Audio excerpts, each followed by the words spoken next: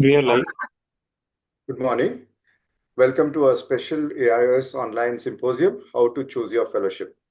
This is the season when fellowship selections are just beginning to happen, and the residents have a lot of questions in mind as to how to choose their fellowship. This is what residency can do to a medical professional.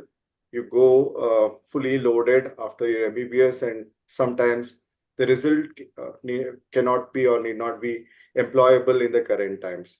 But what fellowship can do is this: it will put you back on track.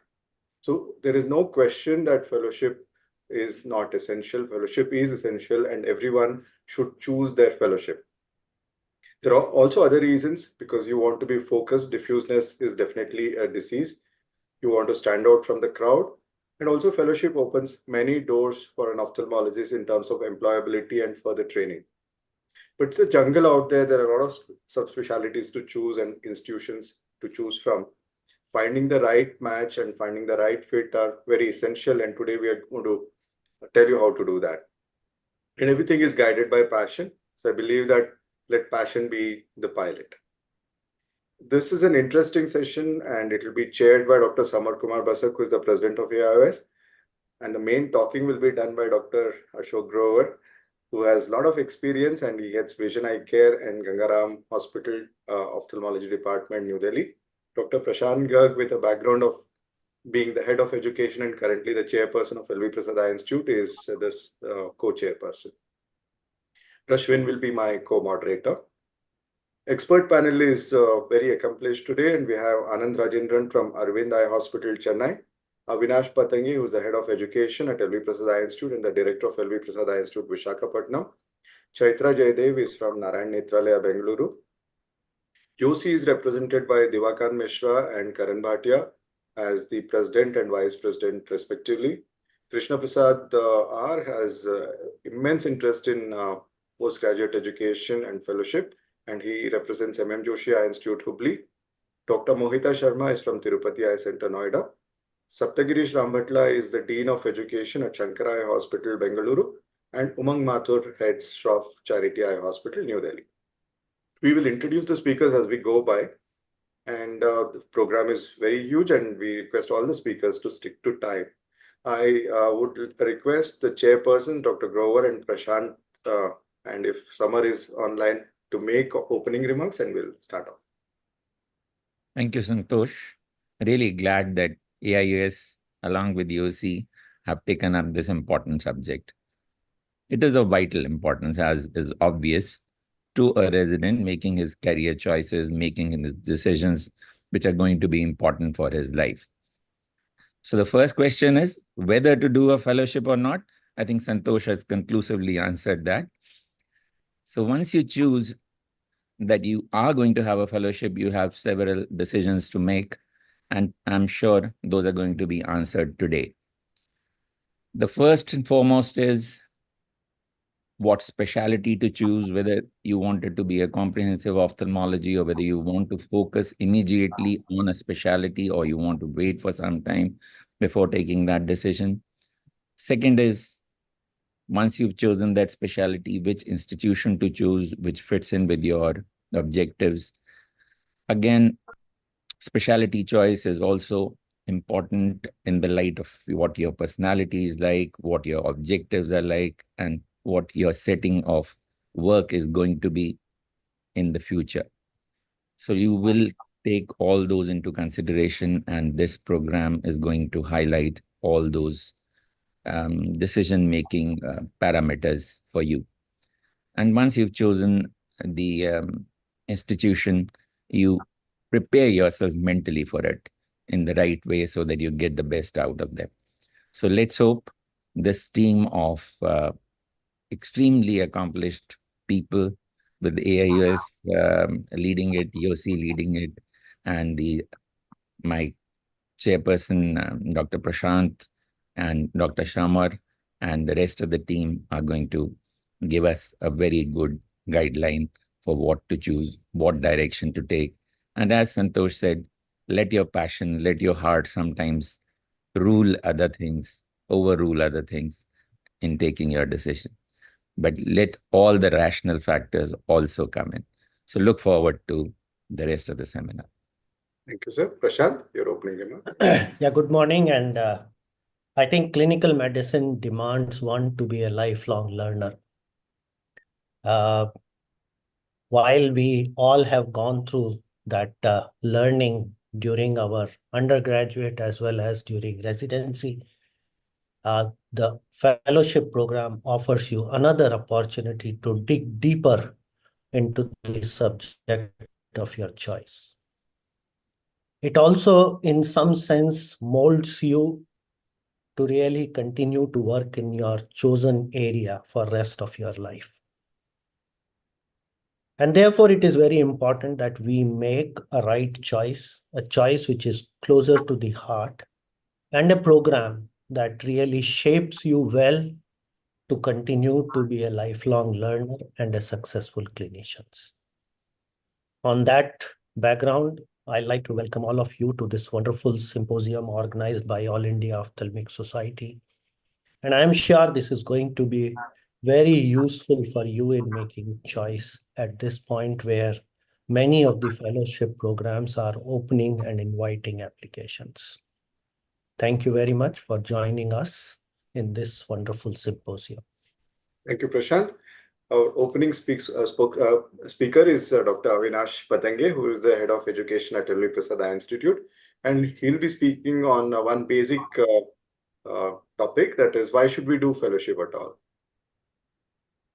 Yeah, thank you. It's with slide theme. Yes, Ashwin. Okay. You can make it full screen. Yeah. So thank you so much for the opportunity, Santosh.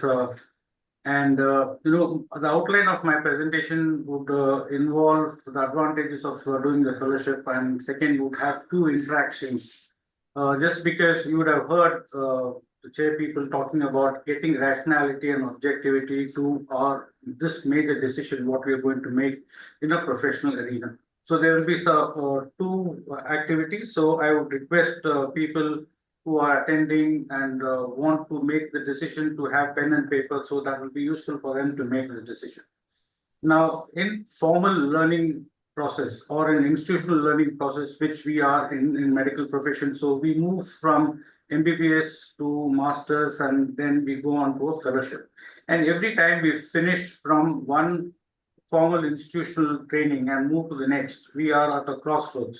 And when people are at crossroads, irrespective of whether it's going to be professional or not, the best way to go about in the crossroad is ask the right questions. And asking the right questions would help us to move forward. And otherwise, we have a tendency to get knocked down if we are in the center of the crossroads.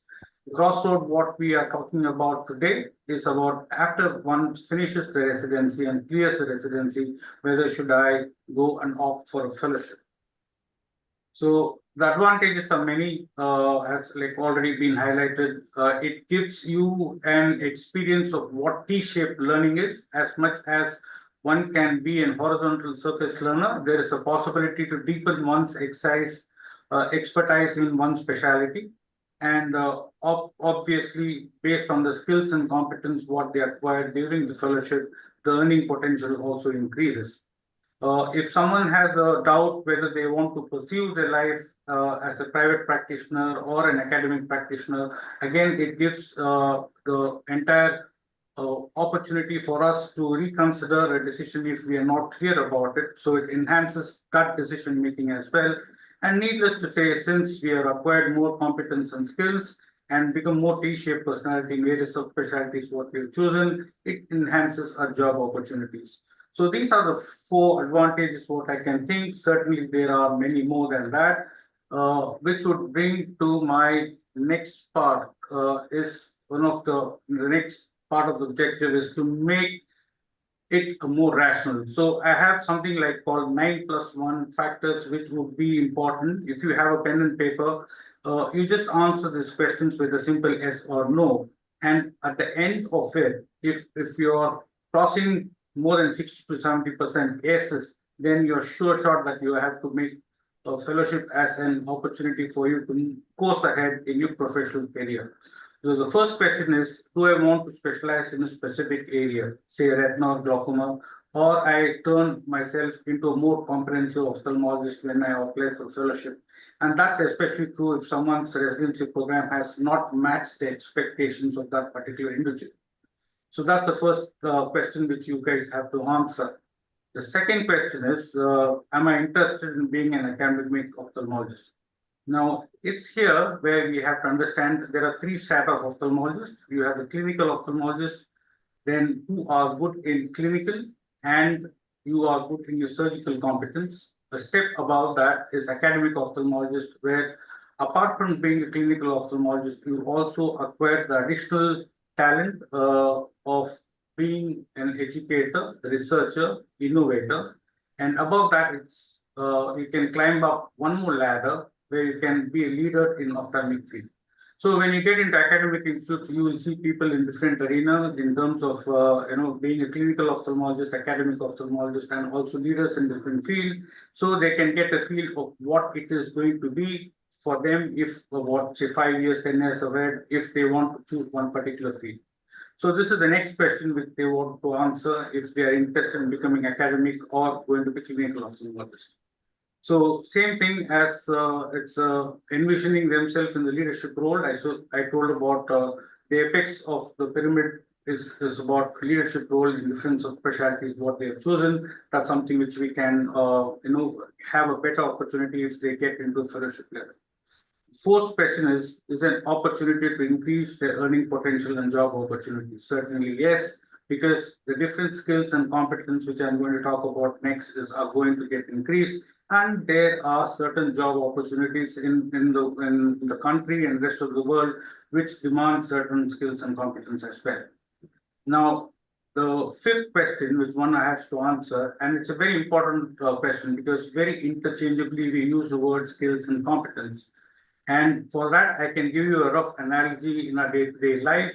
We tell a nurse to inject, say, mannitol in a patient who has raised intraocular pressures to bring down the pressures. So the nurse does have the skill to inject the mannitol, but you have the competence, the knowledge, why it is given, how much should be administered, and how long it should be administered, and what should be done after that. So competence has three important components: skills, knowledge, and aptitude. So skill is a subset of competence. So choose whether you want skill or competence so that you can make those right choices as well. And the sixth question is, am I prepared for additional years of training? So already the medical training has taken you to 27th or 28th year of your life. You want to spend another 2 to 3 years of your additional training. It's something which you have to make a voluntary decision on that.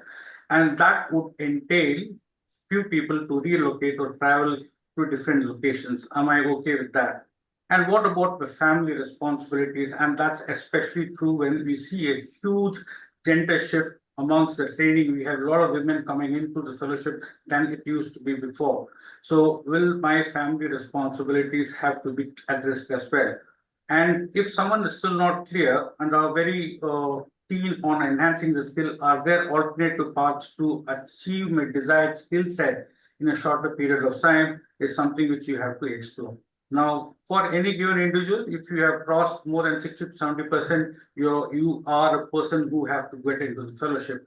But if you're still not sure, the last option is you perceive a short observership in an institute for you to have a quick understanding and a very conscious understanding about getting into fellowship.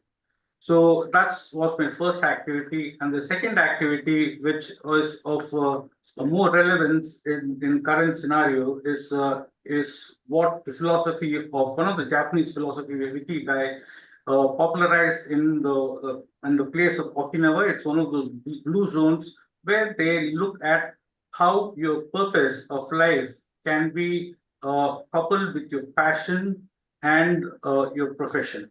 And why I say this is important, because I am of the school of thought who does not very strongly believe on work-life balance, but like to understand how harmony can be obtained at professional and personal life. So if you look at this, the first abstract thought I had when I first worked on it a couple of years before was it looked like a flower petals to me.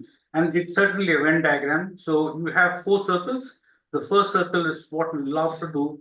The second circle is what you're good at. And third one is what the world needs. And the fourth is what you can be paid for. And at the intersections, you have between what you love and what is good is passion, and what you love and what the world needs is your mission. And vocation falls between what you are paid for and what the world needs, and what you're good at and what you can be paid for is your profession. So it can go to from periphery to center. It is more of a centripetal progress, and believe me, it is not easy that you can fill up all the circles at one point of time.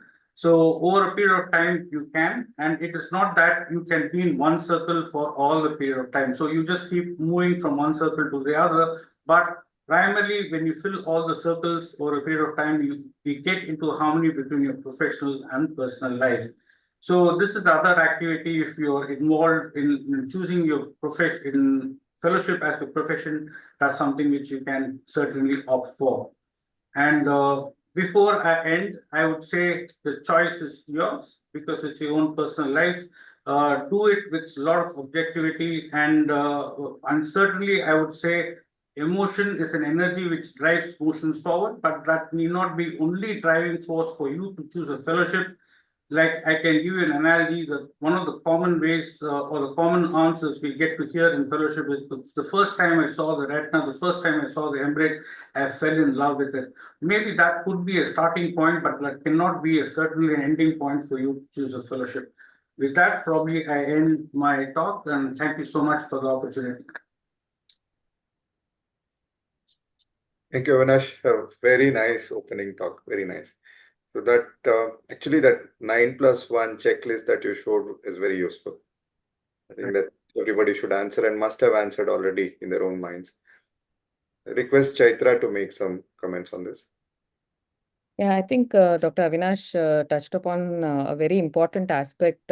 He did mention that more and more genders wearing, especially in our specialization, women are taking more. In fact, almost all my fellows are females. So I think at this point of time, it is very important at their age group to take some very, very harsh decisions. It might add, to a subset of one of the 9+1. Most of them are at a time when they need to plan their families. So what happens is some of them cut short their fellowship. So I think that is a very important decision, in 18 months or 24 months fellowship. They will lose the continuity, and unfortunately, what happens is they lose the most important last few months, when their surgical exposure tends to be the highest. So I think that is something that they really need to consider. And I think it's not a very difficult thing. A lot of our fellows have passed out and they've done well. Another thing is, besides planning the family itself, there are certain other health concerns, family issues. They're married newly. A lot of them come with a lot of pressure during the fellowship. Like pressure from their in-laws. They do need a lot of help as far as their mental health goes. So some sort of support they would need both from the family and from our end. And I think we are taking care of it. We do have fellows leaving midway. So I think to involve their family in making this decision, because it's a long-term commitment, is again a very, very important. I just wanted to touch upon these 2 points. Thank you, Chaitra. Anand, do you want to add anything? Yes, first of all, I'd like to thank and compliment Dr. Santosh, AOS, and UC for putting this together. I think we tend to focus on the clinical and the pedagogical aspects of fellowship, but we don't look at the decisions or background and what a fellow is actually going to have to go through during this process, this decision making, and it's a long-term commitment. And as Chaitra very, eloquently pointed out, this is coming at a period of time in their lives when they're actually looking to settle down. So it's 5 years of MBBS, 3 years of post-graduation, and then they're looking at investing either 18 to 20 or 24 months, as in our case. So I think we as fellowship leaders need to be sensitive to that aspect, and it is a fact that in ophthalmology, not just fellowship program, the intake of ladies, not just ophthalmology, in medicine, if you look at the success rates or the entrance rates of from NEET. A lot of ladies, a lot of young girls are coming in, and they're filtering through to post graduation, and they are therefore filtering through to the fellowship program. So what Chaitra says is a very real thing, and I remember that about 20 years ago, at the time of my fellowship, when I was beginning off, we used to even call the retina department Jurassic Park because it was just dominated not just by males but tough big guys. And but now in my fellowship program, there are about 15 fellows, so the majority are ladies. And so this is a very critical aspect. I think all the points with Avinash, listed out in that thing. I absolutely love that Ikigai slide. I think that is what fellows really need to be. And I think this aspect also needs to filter down, and we need to stress upon this to our post-graduation, training programs. That maybe sometime in those 3 years, sometimes in the second year or to the beginning of the third year, there needs to be some encouragement towards this. And as practices obviously happen more in the metros. And as you know, people tend to gravitate towards metros.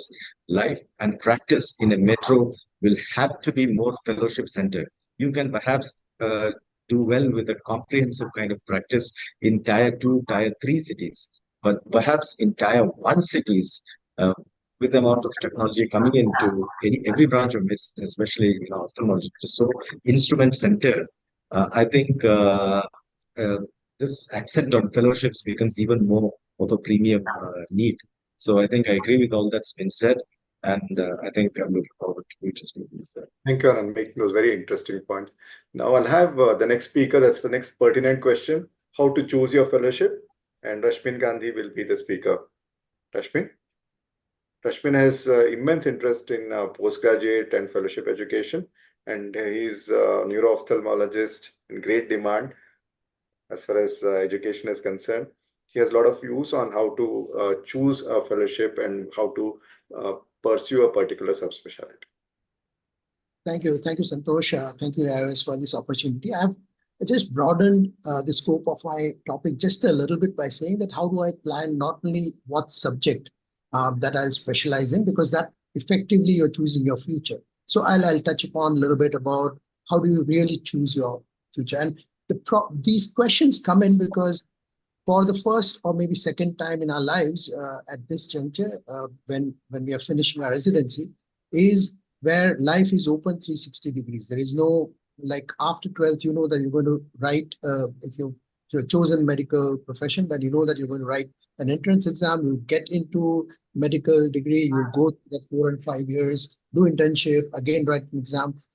So there is always a choice which is followed by a long interval of what we know what we are going to do. But this is the point where whatever we choose will actually build our lives forward, and it is open 360 degrees. And that's the reason why these dilemmas come in, saying what I want to do, where do I join? Avinash has very nicely and Santosh as well answered the question, saying why fellowship is required. If so, what subject do I choose? And the one word which you probably keep hearing in today morning's webinar would be passion. However, the question which really need to answer ourselves is what really is passion? So passion, and I'll probably try to answer it a little later in my presentation, but a lot of times choosing the subspecialty topic can depend upon something else than your real interest. It can be a practicality, as was mentioned by Anand as well, that the place that you're going to settle down may also determine as to what subject you choose. I mean, you might be going to practice in an area where there is a paucity of, for example, a good retina surgeon. Obviously, you will be thinking of pursuing retina as your specialty of choice. A lot of times it can be other social factors like your partners. You already know who you're going to practice with or who you're going to live your life with. And if they have chosen a particular path, then that might affect your choice of a specialty as well. And a very fascinating statistic which was given to me by Dr.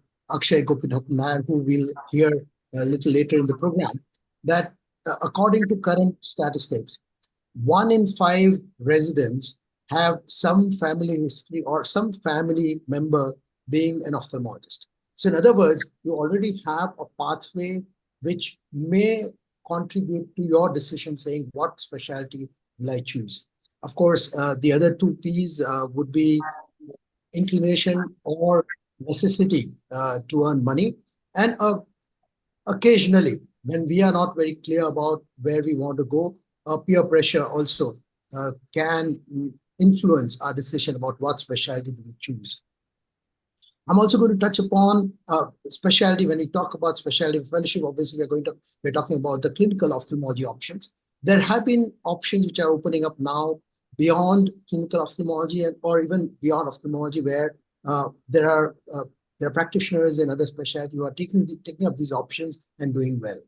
So these are usual dilemmas that we spoke about. Let me maybe in a light vein talk about each or some subgroups of specialty that would be more popular with our residents. Obviously, the most popular would be cornea, refractive surgery, cataract, and refractive surgery, the NTA segment.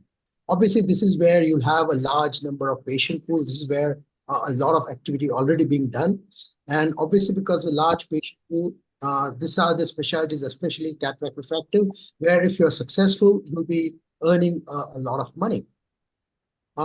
However, there have been questions, and this does not apply to everybody. Obviously, there are a lot of very good cataract surgeons throughout the country who do a lot of amazing amount of work and derive satisfaction. But a lot of colleagues would come back and say that they're not really now operating cataract at a spinal level. And also, you have to understand that cataract refractive as a specialty, as your focus, is infrastructure driven, and there is a lot of technological development which is happening here.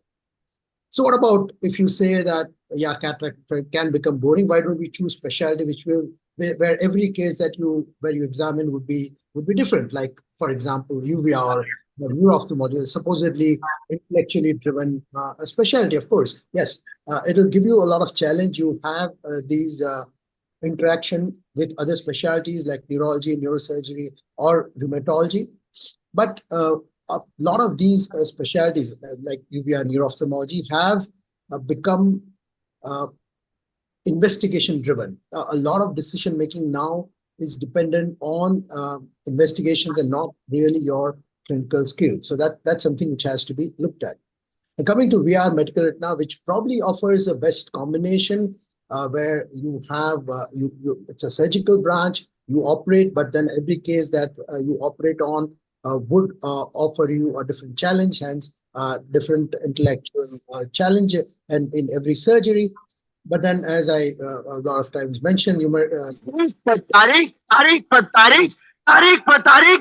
तारीख मिलती रही है, लेकिन इंसाफ नहीं मिला milord, इंसाफ नहीं मिला, मिली है तो सिर्फ ये तारीख पर तारीख there is a saying that obviously a lot of it now is by intravitreal injection, and that was just in lighter vein. So a take on what Avinash said, his 9+1, saying this is a mental, I would like to call it as your mental map, and also a practical map, saying, are you going to be practicing in a city where there may still be a space for a specialty which is not very well developed, and also you're somebody who really loves to, and I'm not saying in a lighter way, loves to earn money, and academics or research, and Avinash mentioned about it in his questionnaire, is not really a large part of your mental makeup. If this is what you're thinking, then obviously your specialty that you choose would be different versus if this pie chart is inversed a little bit. So now, once you say that, yeah, you few fortunate among us, even during residency or at the end of residency, would know exactly what they want to do.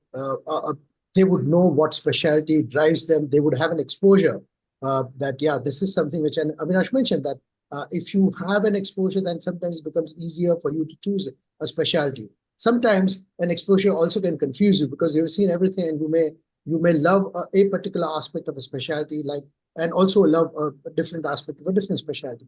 And that's something which I went through in my career, is that to have 2 or 3 years of comprehensive ophthalmology training or experience where you are practically handling patients from each specialty yourself.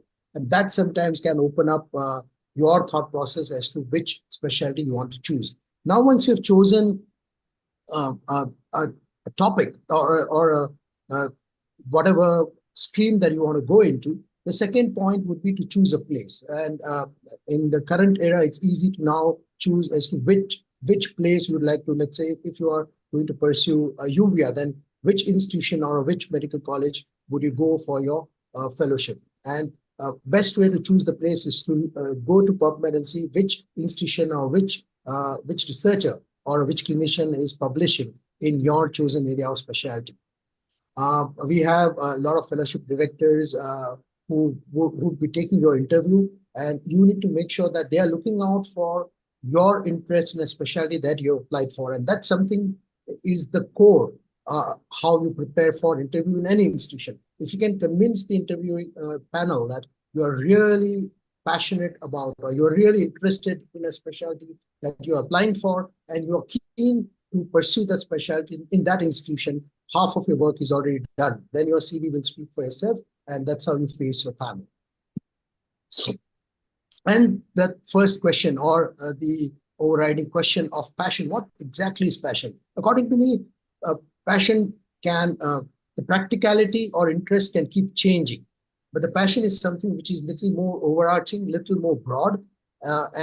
So instead of saying that my passion is cornea or my passion is neuro-ophthalmology, maybe you would have to ask yourself, saying, what in the context of life really excites you? Is it money? Is it fame? It is contribution to science and publication? Is it contribution to society? And please remember, every specialty would offer you each one of these, but maybe in a different measure, or the amount of effort that you would have to put in for a specialty would be different. So passion, according to me, is little more overarching concept and not just limited to the subject that you are looking for. And a word about beyond clinical ophthalmology, there are a lot of doctors who are excelling now as eye care administrator, eye care entrepreneur. There are now academic financial institutions like McKinsey and PwC. They have a healthcare vertical which is manned and really directed by the medical doctors. And they really have, in their own words, a very exciting life and a lot of money there. Eye care entrepreneur, and there are a lot of fintech, tech-driven and research organizations who always are like the organizations which work on AI, ML. They're always looking out for clinician to help them out to either frame a question to answer or answer a question. And there are obviously metaverse, the machine learning, and a public health. These are other verticals which are slowly gaining traction. And as a doctor, as an ophthalmologist, we'll always have a space to go into all of these. So to conclude, anything that you choose, as I said, each subject would come with its own pluses and minuses. But if you're really determined and disciplined to make sure that you succeed in whatever you choose, is something which will always stay with you.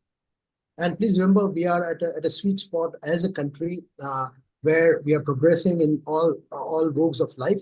And even in medicine, we are already doing well in ophthalmology. Our ophthalmology practitioners are leaders worldwide, and that's going to continue for the next 2 or 3 decades. So it's really exciting time to be in from the country perspective and a science perspective. Thank you, Santosh. Thank you very much, Ashmin. Very well put, very nicely put. Can I pick your brain, Saptagirish, on this? Good morning, and it's been a wonderful talk and nice to hear Rashmin and Avinash. Just a couple of things which I thought actually, which Rashmin pointed out. One is the passion part. Actually, we've been touching the passion of the morning. What happens is that most of these people know what happens in their training. They see something and they think they want to make that their life and future. And they think they're passionate about it.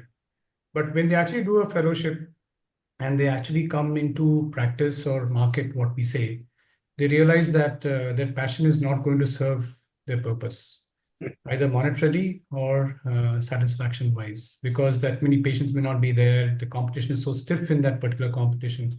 Let's say, for example, retina now in Bangalore, there's so many enough vitreoretina surgeons now that they're now forced to do cataract surgeries to earn their money. So likewise, passion sometimes ends up in a little of a disappointment at times.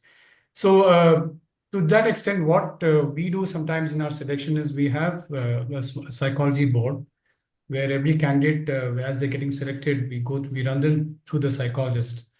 The psychologist tries to understand what their psyche is actually, and maybe sometimes guides them in the process of the interview that maybe what you're thinking was retina, but maybe something else could have actually done you better for your type of psyche. So we've seen students who actually apply for multiple specialties and then they change their mind once they get selected in one or two specialties. And ultimately, then when they finish the fellowship, they say that maybe, I think I made a right decision. Well, we don't know that right now. We've had only a couple of them in the past, maybe 8-9 years now, been coming back. But only future will tell us how satisfied they are and what else they're doing.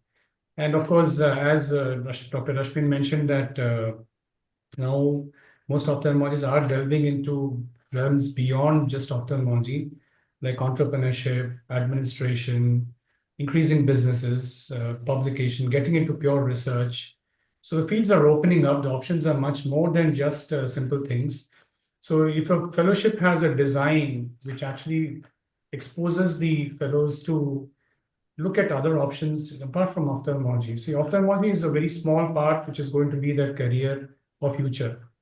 So if a fellowship can give them something more than just ophthalmology, then that is what is required for them, and that is what will drive them and make them much better ophthalmologists in future, much better doctors in future, like understanding, commitment, communication skills, understanding empathy. So they become so much more important nowadays. Well, that's about it from my side, and wonderful talk, Rashmin and Avinash. Thank you, Sapta. Let's know what do the young people think. Karan is the YOC leader, Vice President of YOC. Karan, do you have any thoughts on this? Thank How you, sir, did for you this. choose your fellowship? Thank you, sir, for this opportunity. It's also a matter of great privilege that the person who was my fellowship in charge and the person who took my interview during my fellowship, Dr. Krishna Prasad, sir, is here in the panel also. So, coming to the points. So better be careful, Karan. Yes, sir. So I remember, so as sir was saying, again, I'll come back to passion. You need to have the joy of doing those things in this particular specialty. And I also feel another trick here is the understanding of the subject. Like the moment squint comes to me, like on a personal level, I just go, I can't understand it. So it is your understanding of the subject and how easily you understand the subject that you get an idea of, yes, this is my passion, this is the fellowship that I want to go. Another thing from a young ophthalmologist point of view is I feel you should be focused when you're choosing a specialty. So I remember KP sir had offered me that we don't have any vacancies for cornea, and I had a good amount of exposure in cataract and comprehensive ophthal, having done 2 years of DO, 8 months of comprehensive ophthal, and then DNB at Arvind Eye Hospital, and a good amount of cataract surgery, including complication management.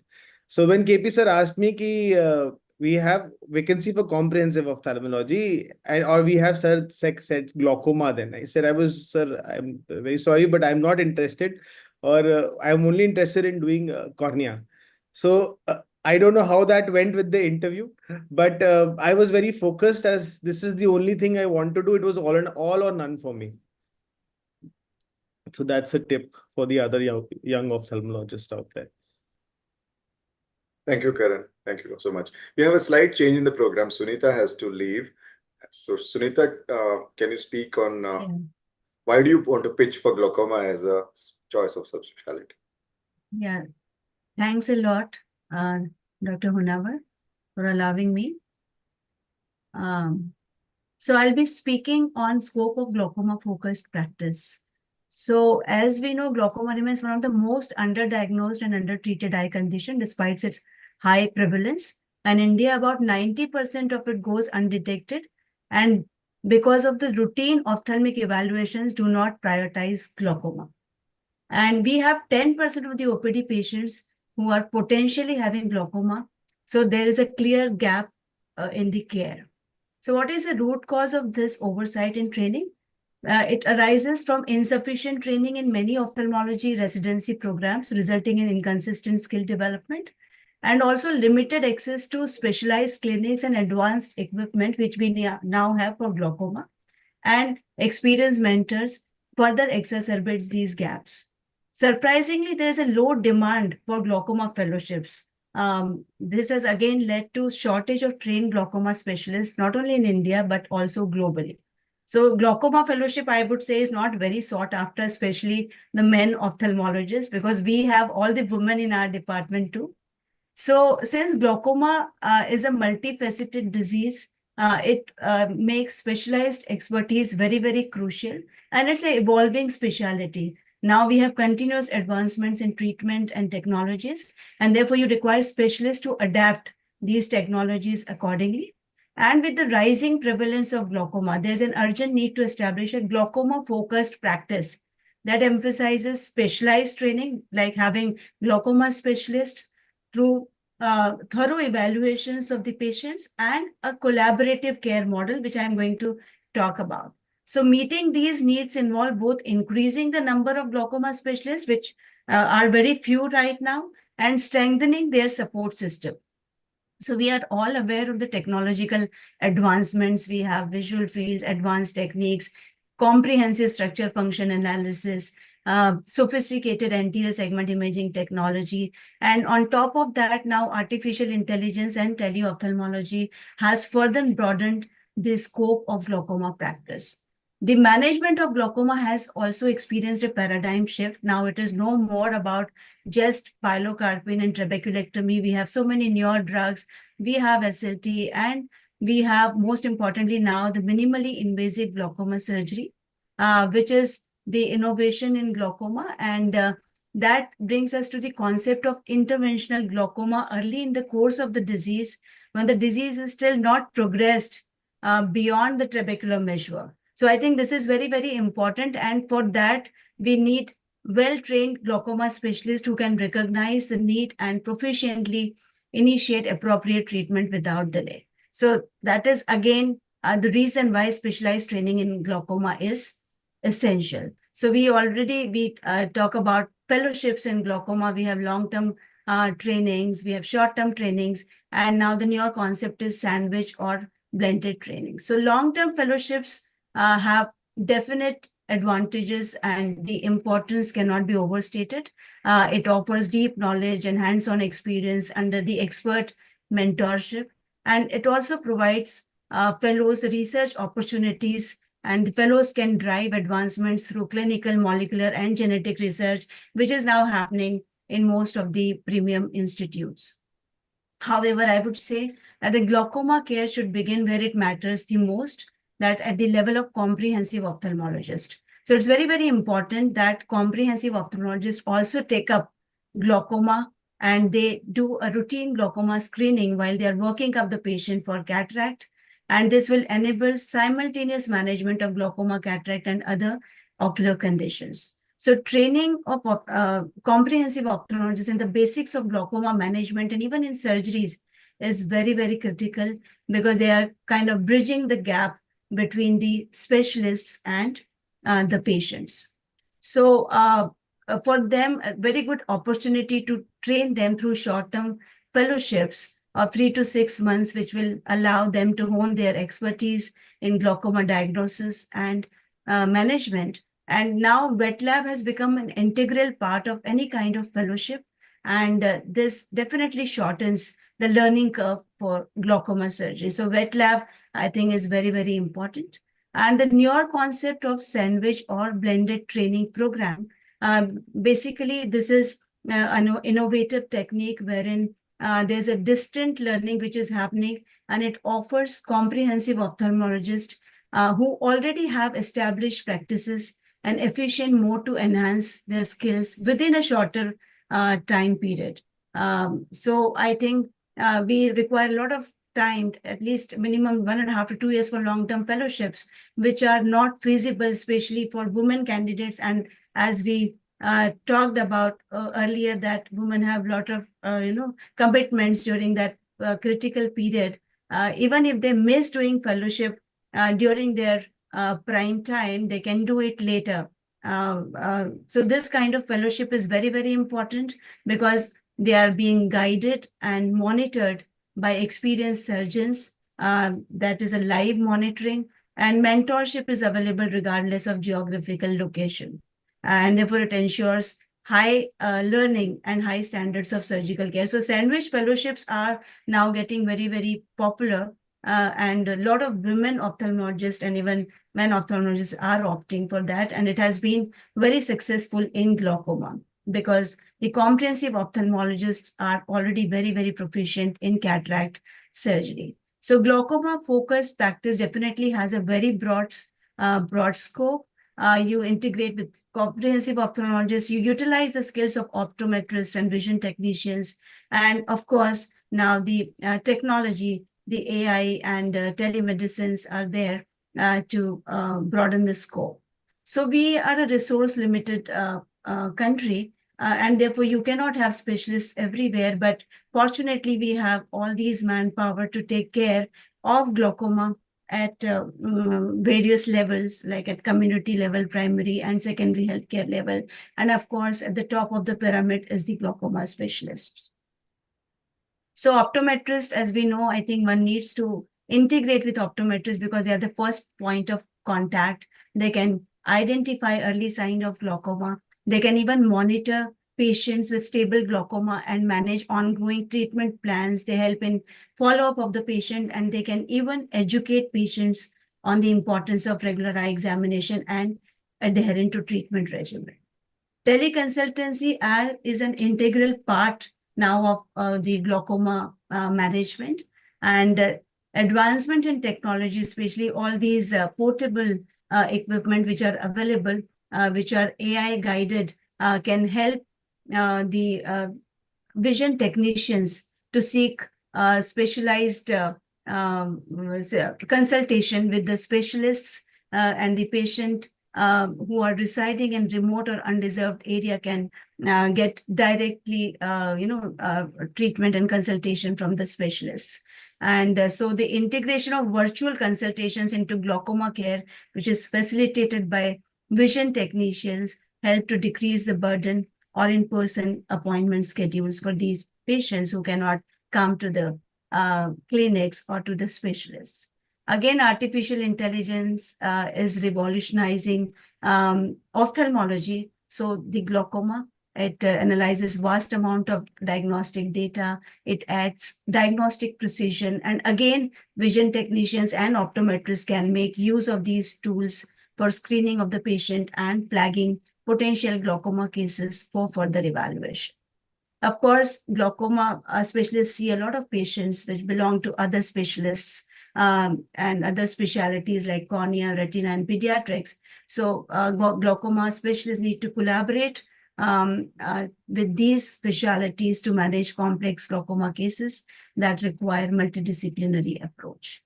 So to conclude, a multifaceted approach can significantly broaden the scope of glaucoma focused care in India.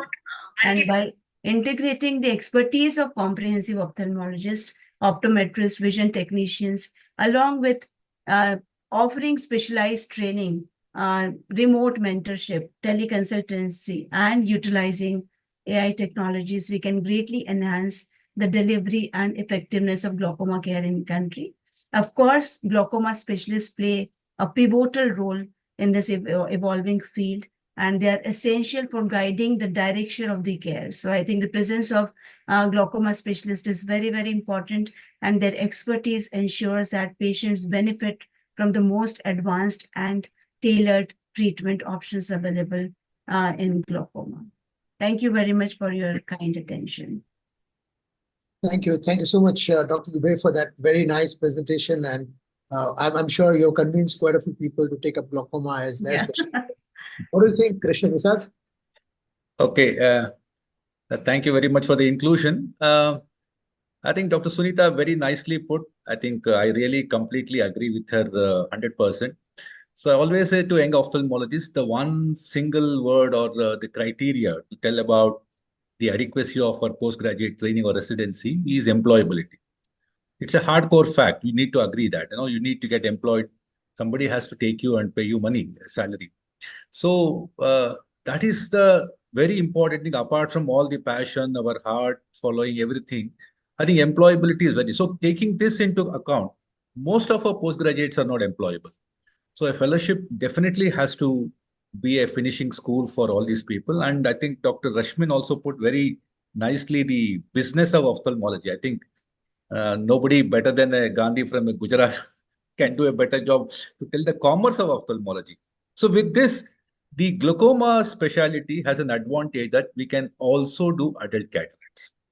The pot of money is in adult cataracts now. The cataract is the most booming thing, and still we need well-qualified cataract surgeons for a country for such an amount of population. The best part of glaucoma is both cataract and glaucoma almost appear in the same age group.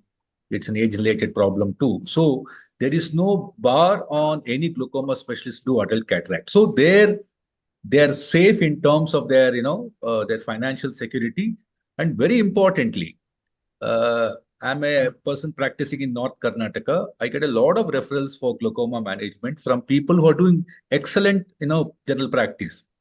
Meaning to say that glaucoma still is underserved. We still need, maybe there is a concentration of glaucoma specialists in metros, in big cities, but in tier 2 cities, definitely we need glaucoma surgeons because the scope is enormous. There's a lot of glaucoma blindness.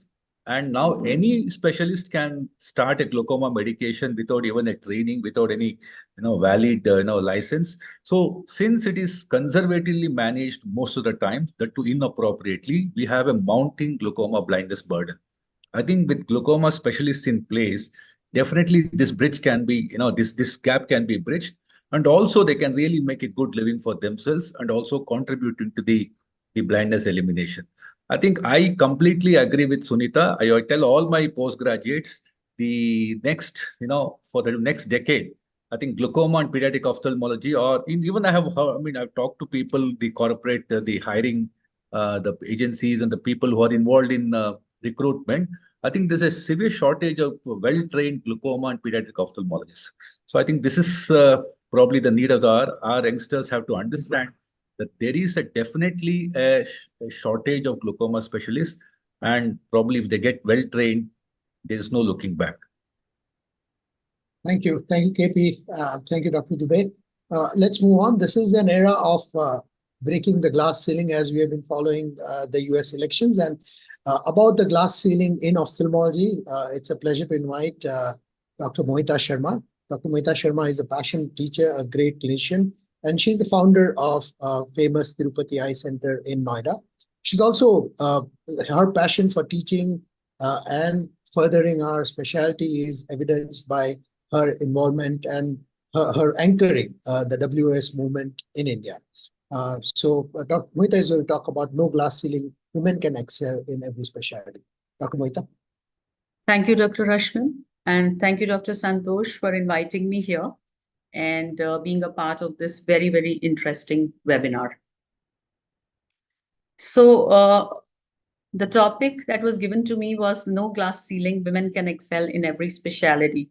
So when this topic was given, I actually started looking at what a glass ceiling is and what does internet define a glass ceiling as. And most of the pictures that I got were similar to this. It described glass ceiling as an invisible systemic barrier that prevents certain people from rising to the senior level positions within an organization. It says certain people, but in the pictures, you'll find mostly women below the glass ceiling, and you'll find mostly men above the glass ceiling. On the left side, this is very evident. On the right side of the picture, there's one man who's climbing up, but there are two women who are trying to climb up. And on top of the glass ceiling, again, you see that out of four people, only one is a woman. So glass ceiling as a metaphor, internet is describing as something which is probably meant mostly for women and is relevant for women. So now let's come to our ophthalmology. Now, ophthalmology is a branch which is lucrative for both men as well as women. Whenever we talk of ophthalmology, we say no night duties, not much emergencies. It's a surgical branch also. It's an advancing branch also. There is a good work-life balance also. So all these things used to be relevant, no night duties, not much emergencies, used to be relevant, and good work-life balance used to be more relevant for women a few years back. But today we find that everybody wants a good work-life balance, both men as well as women. And along with that, everybody wants that it should be an exciting branch, an advancing branch, and preferably a surgical branch. So for, as I said, for both men and women, ophthalmology becomes a very, very lucrative branch. So the ceiling is already broken once you're once you're going into ophthalmology, because you took a branch which is giving you a very good work-life balance, and as I said, applicable for all. Now let's come to women. Now these are the results, some of the results of the IGO survey, which was in association with WAS. Thank you, Dr. Santosh. Thank you, Rolika. Rolika is also here for conducting this and taking the initiative, and this was published in IGO in 2023. Now, one question asked was, do you have breaks in your life? And this was asked to women ophthalmologists. And if you have breaks, do you think that they are taking you back in your career? So 49% answered that yes, they had breaks, and these they felt took them a little back in their career. 24% felt that their career was not affected by these breaks, and 27% said that they didn't take any breaks. So this makes us understand that breaks are inevitable in a woman's life, if in a woman ophthalmologist's life, and majority will have a break. And if they have a break, what is that duration of that break is important, because if the duration is higher, then it will take them a few steps back in their career. So definitely there is something which is pulling them a little back in their career, and this is something which they need to overcome. Now let's come to super specialties. It is generally believed that something like vitreoretina or oncology would be, if you compare it with something like glaucoma or cornea, then probably for women, it may be glaucoma or cornea rather than vitreoretina or oncology, a general kind of a perception. Now, these are some of the results that I found in 2020 from US, where they said that 19% of US retina specialists were women compared to 26% in oculoplastics, 29% in cornea, 34% in cornea, in glaucoma, and 47% in pediatric ophthalmology. Now, let's see what our survey is saying, the IGO survey. Now, the IGO survey is very proudly gave us these results that 63% of our women ophthalmologists are going in for fellowships. A very, very proud moment for us to say that 63% are going into fellowships and 37% are not doing fellowships.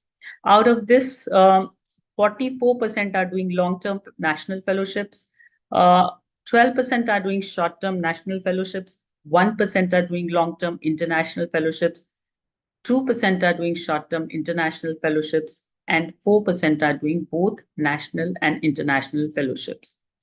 And if you see the breakup, in retina, there were 22.2%, in cornea, 18.4%, in cataract, 17%. So you find that the difference that we were seeing in the US results is not so much. In fact, retina is showing a larger number, which means that as far as the super specialties are concerned, there is not much difference, and which makes us believe that it may be retina, cornea, cataract, refractive, anything. It doesn't make a difference whether you are a man or a woman. It's not that less women are choosing retina. Though I did try to take out the data from the RSI, but I could not get it. But this is about this is the data we had, and this is what it is showing.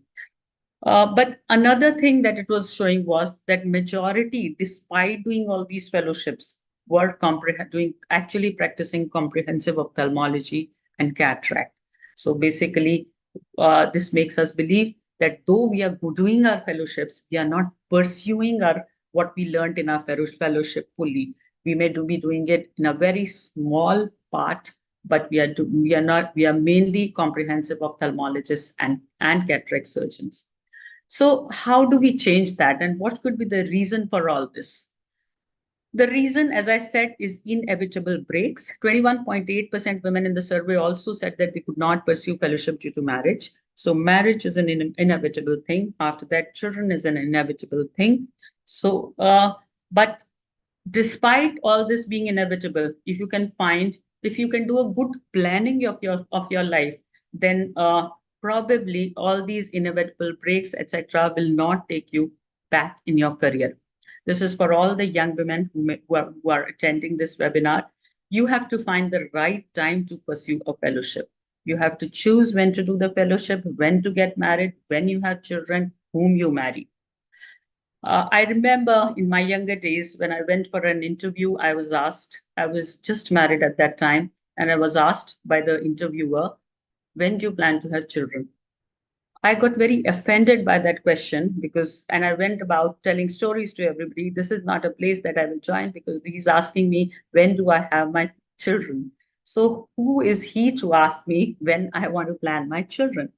But today I realized that he was right, because I was not planned in my mind as to what I have to do about my life. Now, when I'm on the other side of the table where I'm taking interviews for younger girls, I ask them this question: when are you planning to get married? When are you planning to have your children? Because I want them to realize that this is a planning that they need to do. They should come up with clear-cut answers about the plan in their life. I agree that everything cannot be as we plan, but if we start planning, then 99% times we will go as per our plan and we will be able to do well in our career. I come across women. Another challenge that women face is that still in our society, the trend is such that if your husband gets transferred, you have to shift along with your husband, you get migrated, or wherever you get married, you have to shift to that place. So unless and until you're clear about where you want to settle down and where your husband has to get transferred, or you have to choose a husband who's on a transferable post, how will you ever be able to make your career? I know of women who come who are in the age group of around 40 to 45, and they are married to some high position bureaucrats who are on a transferable job, and they try to do fellowships short term from various places. But till the age of 45, they are only doing fellowships, and they come with a long list. I try to do here, I try to do here, and I try to do here. And yet, ma'am, today I want to be a fellow. And they may be wives of district magistrates, they may be wives of CEOs, etc. And I feel sad at that time, because it's not their fault that at this age also, after doing so many things, they are still wanting to do fellowships, because nowhere could they actually settle down and complete their fellowship. So it is very important to choose what your life is going to be. And apart from choosing your super specialty, because if you don't choose your life, your super specialty, you cannot even complete your super specialty fellowships. And after that, also you need experience. So you need to choose which institute you would be working in, whether you would migrate in your life. So would there be a relevant institute for you to work in? If you migrated to a place which is a smaller place where you did a specialty which is not fitting into a two-tier city, then what's the use of that fellowship? So I always say that if you don't plan your life, then you are like an unguided missile which will just get fired anywhere, and you'll land up somewhere where you won't know what to do now further in your career. And instead of 2 steps, you will go 10 steps backwards, and then there may be no coming back. You also have to look into your finances. If you decide that you want to be an entrepreneur, you have to realize that today ophthalmology is technology driven, and technology is driven by commerce. So do you have the finances to do what you learned? If you don't have the finances to do what you learned, then how would you pursue your career further with whatever learning you have done? You have to find your mentor, preferably a women mentor, because the connect might be better, but a men mentor may also be good enough. So you have to find a mentor. And if you are into a super specialty, you may have 1 or 2 mentors, and they will definitely show you the path. They will promote you, they will teach you. And this is one of the best things that can happen to you in your life, if you can find the right mentor for yourself. So finally, there is no glass ceiling which needs to be broken, especially by women ophthalmologists, where choosing a specialty is concerned. Choose whatever you feel like and whatever you're happy in, but simultaneously choose how you want to plan your life, so that you are able to pursue whatever you have learned. And when you do that, you will be able to break all invisible glass ceilings and climb the ladder and reach where you want to reach. Thank you. Thank you so much, Dr. Mohita. You yourself, in your practice and also by your talk, has really proven that actually there is no glass ceiling, and women in ophthalmology in India are doing so well. May I now invite Dr. Prashant Garg for his comment. The institution chairman, how does he look at this subject of women in ophthalmology?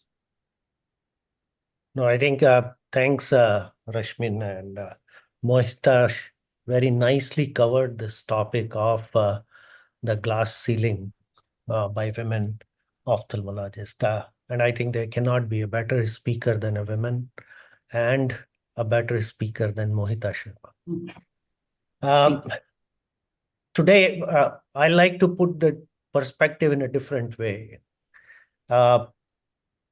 When close to about 85% of the resident graduating from different medical colleges are women, I see that there is a need to talk about the glass ceiling for men candidates. The women are there in every specialty, in every aspect of eye care, including entrepreneurship, administrative roles.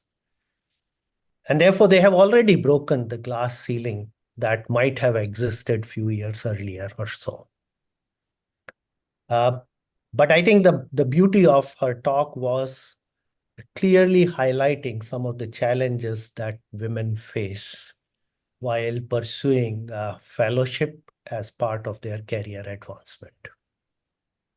All the participants, if they can take note of all those challenges and how to overcome the challenges, will be a great value.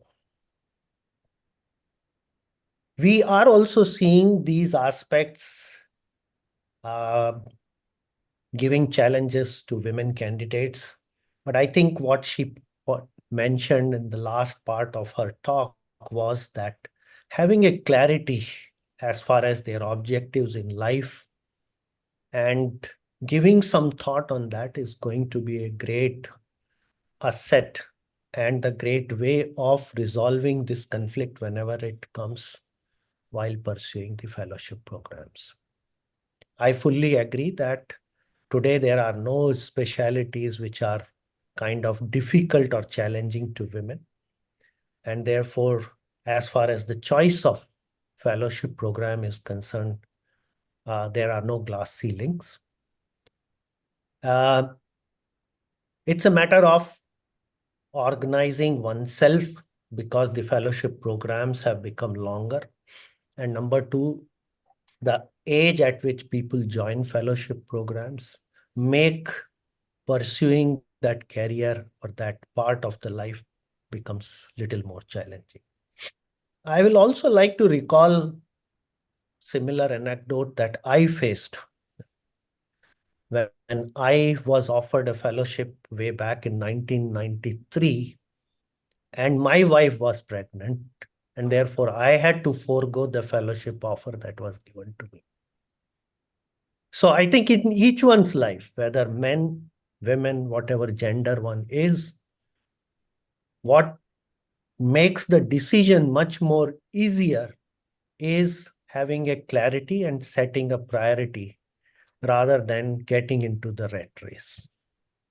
Thank you, Mohita, for very eloquently putting the point, and I am sure all the women participants will or must have appreciated it. And I must say, sir, Dr. Prashant, I also had written choose whom you marry. So women need to choose men like you who are ready, who may be ready to forego their fellowship for them. That happens rarely. So, but there are men like you. No, but I came back. It is not that I left that. 93, that offer was given. You did it a little later. And 96. Came back in 96. So you were ready to adjust. Yeah. Thank you, sir. Let's also hear from some of our panelists. May I now invite Savlin to give a comment, and then next after that, Chaitra and Vritika. Savlin. Yeah, thank you so much. Thank you, Dr. Mohita, for highlighting some of the aspects that we rarely talk about. I'll start with where we ended. I think Dr. Prashant said that the sacrifice that he did. So I think men and women have the fair share of sacrifices, just that the women's sacrifices get highlighted a little more. And as you said, I think ophthalmology is the perfect work-life balance specialty. I would just like to add that I think for women, that's what I teach my residents. Women have to support women more than men, because the feeling of envy and jealousy is a female trait. So women in power, I think we should all support that instead of highlighting what she doesn't have. I think women should be supporting women in power because they have the power to bring a change, and I think we can bring change to all the women models that we have in this panel. So that's what I teach my residents and fellows. So, yeah. Thank you, Savlin. Chaitra? Yeah, just a quick point from a personal perspective. So I did 2 retina fellowships. I did one, I think, during my marriage, before my kids, and then I took a break and did another fellowship afterwards because of that break that I took for children. So I just want to tell you that it's doable. It's not impossible. You just need to focus on your priorities at the correct age, I think, because for some, having a child at a particular age becomes priority. You can still do a fellowship afterwards. You're not going to be like those elderly people there. You will be able to mentally, emotionally catch up with the other peers. A lot of pressure is that there are going to be a lot more younger people during their fellowship, but it's possible. So I don't think that fear should be there, that let me finish everything, back to back, jam pack it, and that pressure should not be there. It's possible to do it even after you take a short break. Now, Dr. Sen? Yeah, I think all the points have been covered by the speakers, and I totally agree with Savleen that we should be the ones supporting each other, and there's nothing that we can't do. I think the challenges that fellows face, it is not really restricted to any gender. It's quite neutral, but yes, if you have a good support system, that really helps. Whether it doesn't matter whether you're a female or a male here, but yeah, there are some challenges, and yeah, we do need a good support system, whether it is from our peers or from our family. Thank you, Dr. Sen. May I invite Dr. Grover, sir, also, since this is a hot topic and important topic. Dr. Grover, sir? The aspects that were covered by the speaker and and Prashant are all very relevant. What we have to realize is that in ophthalmology, the glass ceiling has been strongly affected by the larger presence of females in all subspecialties. So that is one very positive aspect. But there remain those constraints, one of needing a break because of the factor of having a family and then growing up of the child and being responsible for that.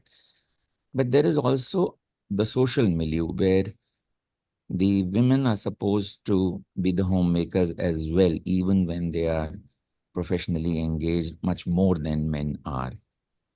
Although that is also changing at a very fast pace, but the social milieu does have a greater impact on females, and that's where the support systems come in from the family. If there is a family which can support them at the right stage, right period of time, then it helps.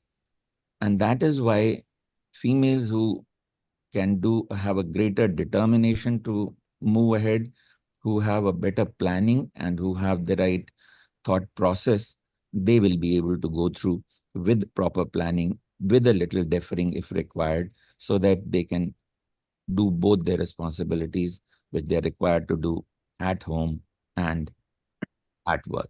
So I think a good balancing and a great deal of determination will help get through the glass ceiling. Thank you so much, Dr. Grover. We'll move on to the next topic, that is, should comprehensive ophthalmology be the practice focus? And there's no better person than Dr. Anthony Vipin Das, who chose to become a comprehensive ophthalmologist despite all the opportunities that he could ever have to become anything else. So Vipin is currently a consultant ophthalmologist at Pristine Eye Hospitals. Earlier, he was with LV. Thank you, Dr. Santosh. At the outset, I'd like to thank the AIOS and Dr. Santosh for the opportunity to share today. So for the next 8 minutes or so, what I will just do is to kind of share my journey of being a comprehensive ophthalmologist and share some more insights on the same. So the need, of course, is quite huge, right? In our country, there are about 232,000 ophthalmologists worldwide. And on the AIOS registry, we do have about 23,000 or 25,000 of them, about 15 ophthalmologists per million population. But of course, the divide is quite significant in terms of 1 per 10,000 in urban areas. Where you come into the rural sector, it's about 1 per 250,000. So there is definitely a need for us to have a workforce of comprehensive ophthalmologists. But before I even move forward, I'd like to acknowledge the presence of these wonderful mentors in my life. Frankly speaking, I didn't even know about a comprehensive ophthalmology fellowship till Dr. Rishi Swarup in Hyderabad told me there was one at LV Prasad.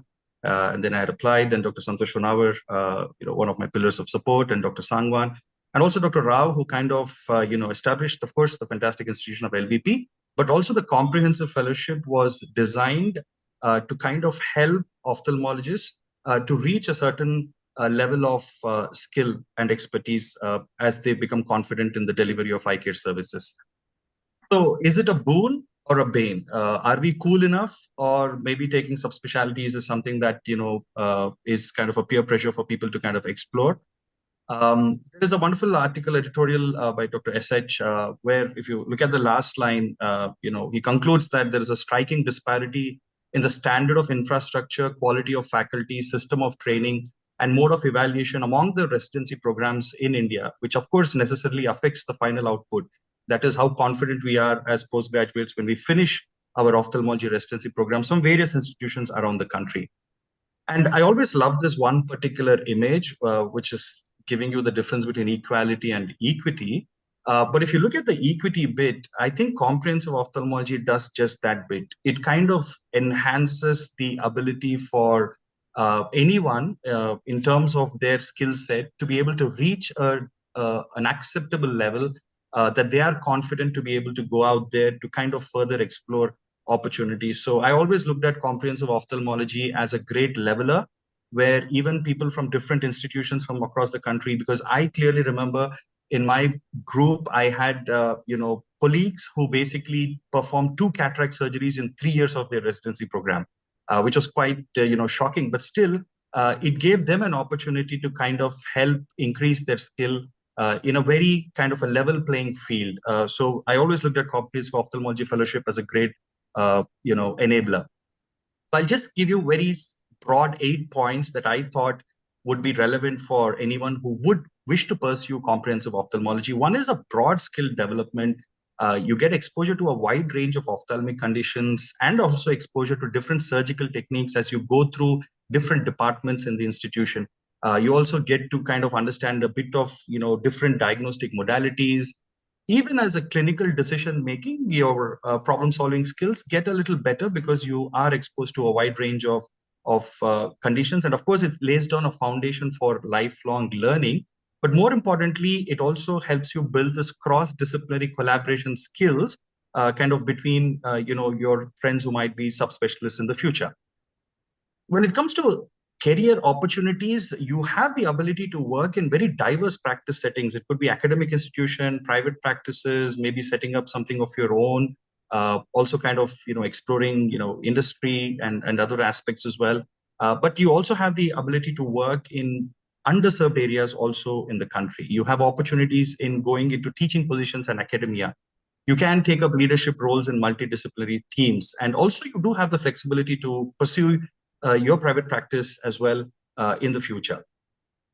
When it comes to holistic patient care, you do get to have an understanding of a comprehensive management of complex cases. I'm not saying that you will be able to do it, but at least you have an understanding so you are able to recognize and refer for appropriate care. And also more importantly, you have a continuity of care across different age groups.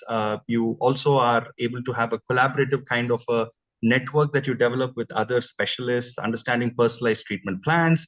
And not just that, I think, right now the world is moving more towards preventive care. I'm told almost 18% of the spend is actually happening on the preventive care aspects. So even comprehensive ophthalmology has a great opportunity for enhancing the discipline of preventive aspects, and of course, building trust and long-term patient relationships as well. But coming to the most important point, that taking a comprehensive ophthalmology fellowship doesn't limit you from further looking at equipping yourself or training yourself in a specific subspecialization of your choice. And this can also stem from the kind of patient pool that you might be seeing in the clinic, whether it is predominantly medical retina or glaucoma or plasty. You can always kind of look at having that additional training that can stem from your experience after you've kind of utilize your comprehensive fellowship skills.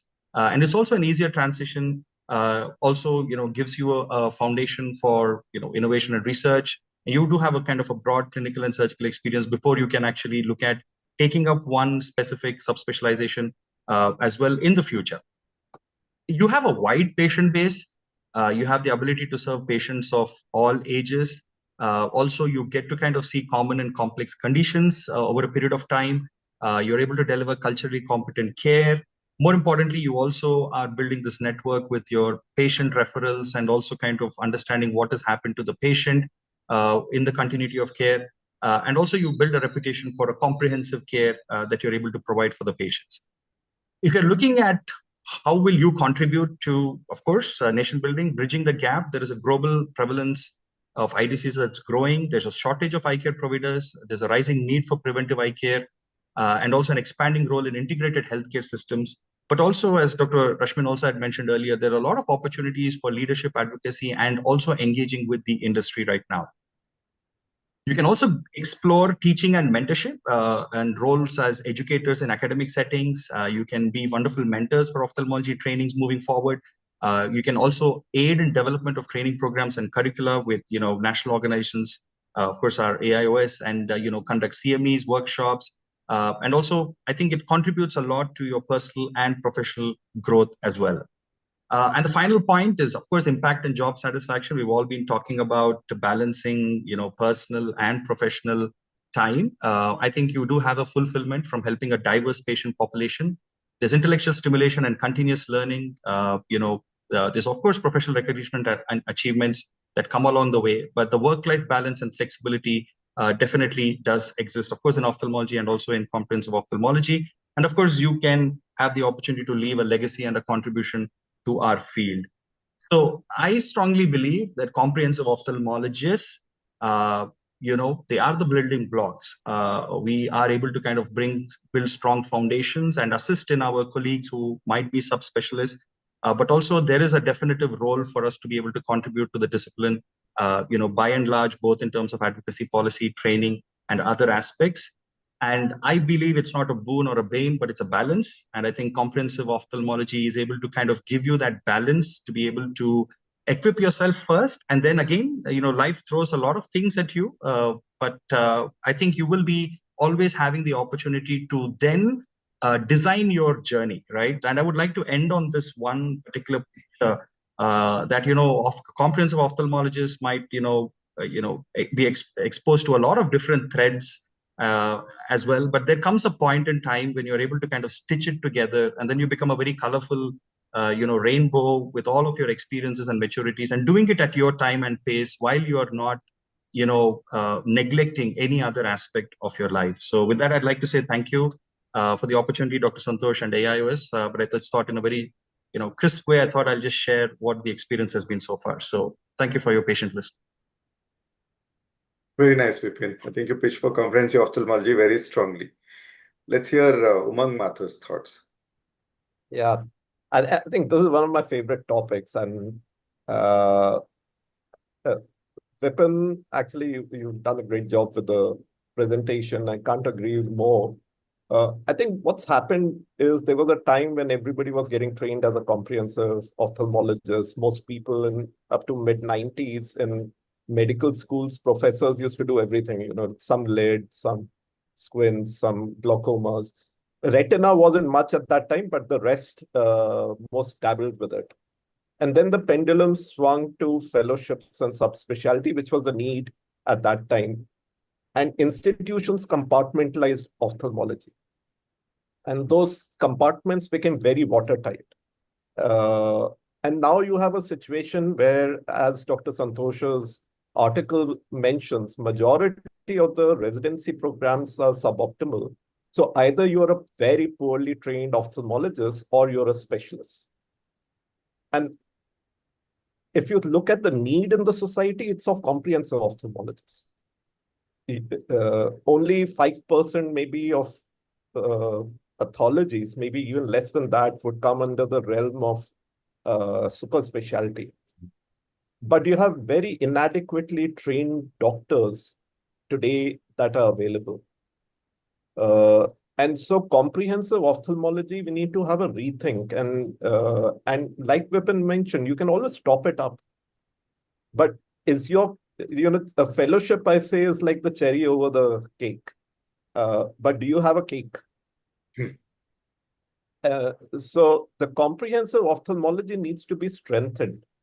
And you can always top up with smaller short-term programs and courses, which I think most of the fellowship providers here also need to look at. How do we have mid-career top-ups, which probably is required. You don't, of course, some things will remain in the realm of super specialty and you have to do a full-term fellowship. But comprehensive ophthalmology is required in the country because I don't know any of us has any influence on improving the quality of residencies. But either you remain poorly trained or you become a specialist. And that's not very good for the country. Thank you, Umang. Very well put. Avinash is a strong proponent of comprehensive ophthalmology. In fact, he has built in comprehensive ophthalmology as the backbone of all subspecialty fellowships at LVPI. Avinash, do you have any thoughts? Yes, I think things go around in circles. And what both Vipin and Umang has mentioned, that in this country, there is a gap which needs to be filled. And the gap which needs to be filled today is the comprehensive part of it. So certainly the residency part of it can go on the way it is in terms of strengthening, but that we see that it's a longer time which is taking for it to be strengthened. So what we can do from our side is what the question which we should ask ourselves. And ever since we gone one full circle and made a program where the first 9 months is comprehensive and then it gets into the subspecialty mode, not that they're not exposed to subspecialty before that, we have seen the number of applicants in our programs have increased markedly than what it used to before. So people have understood the need, people have understood the gaps which they are experiencing in the residency program, and the commitment what we have to offer to the people so that when they go out and stand on their own, they stand on their own feet and with the grounded feet, and they have all that opportunity for them, not only to practice comprehensive ophthalmology, but also the subspecialty, what Umang was mentioning about. I will just diversify to a bit here that when we are preparing ourselves for our trainees for future, education is one subspecialty that we see the future right in front of us. There's no other professional domain which gives that opportunity. So, and we have that ability when we can see the future in right of us to give them that amount of competence or skill, what the future entails for them. And when they have a good foundation, what it is, the interdisciplinary and interprofessional learning, what is going to overtake our contemporary learning or classical medical, ophthalmic medical education, which we currently have, can only be propelled forward with a very good comprehensive understanding in ophthalmology. So those are the three parts which my reply to. Thank you so much. I know KP is somebody who actually practices, epitomizes comprehensive ophthalmology. He does everything. He does orbit as elegantly as he does cataract surgery. So I think he's the right person to comment on this. Thank you, sir. Something very close to my heart. There's a movie, Shah Rukh Khan's movie dialogue is there. My name is Khan and I'm not a terrorist. So I say, my name is KP and I'm not a specialist. Because He used the word compartment. I actually keep it very commonly. I actually was scolding my postgraduate. He said it's a very severe compartment syndrome. Like there's a patient who comes with ocular ischemic syndrome. The retina guy sees only retina, the glaucoma sees only IOP, and nobody knows each other what the patient actually needs. So actually over specialization. See, there's a problem now that the patient, as Dr. Umang said, people come with very poor training and they get into a super specialty, so-called, and the poor knowledge or the ignorance about even basics about the other specialty gets validated. I think this is the most pathetic part. Probably the we have to actually lament over this, that we need to have a strong base. It's a pyramid. So comprehensive ophthalmology is not just the need of the society. It is actually also to create a proper pyramid. So comprehensive ophthalmology actually has two applications. Number one, to fill the gap to serve the society. Number two, it can actually start like a platform on which you can build a super specialty. In our hospital, a lot of people come for retina fellowship. Sometimes we make an exception that they're sent to comprehensive ophthalmology for a year or two, and then they're taken into something like retina. So there is actually, it can probably make up for the poor training that they received during their residency. So this could be one. This is something which is actually the need of the hour. I think we have been, and at the same time, I would like to also drive a point to the postgraduates. It is not that just because you're in a super specialty that you know everything about it.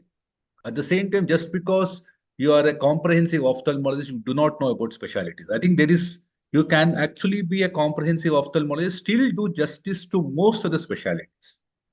Okay, that is what it is. So I think that is the beauty of it. You don't have to send most of the things to anybody else, even for simple things. If there's a herpetic keratitis, a retina guy will definitely send it across, not even doing the basic, debridement of the cornea. So I think comprehensive ophthalmology keeps you grounded. You can actually do more justice, get connected to the patient, and definitely you can do a better justice compared to a super specialist. I think I agree completely with what Dr. Vipin said. I think this discussion is the need of the hour. Thank you so much for this inclusion of the topic. Santosh, may I have a word? Yes. I agree totally with Vipin, Umang, Avinash, KP that there is a need of comprehensive ophthalmologists. One, because of the weakness of our residency programs, which are not training the ophthalmologist to the optimal level, either medically or surgically or diagnostically or whatever deficiencies we would all like to point out. Second, we need to give services in tier 2 cities, tier 3 cities, and possibly take it further. That is our ultimate objective, into taluks, into rural areas, if that can be done. So those are the objectives for which a comprehensive ophthalmologist will always be needed. But that does not absolve us from the responsibility of taking the residency program to the right level. Now, we have spoken at length about how that can be done, how everybody is making an effort, but that is not happening. We need to redouble those efforts to make sure that the residency programs become more productive and train the postgraduates better. But there is one provocative question that I want to bring in. Globally, residency programs are not less than 4 years at most places. There are very few countries where they're 3 years.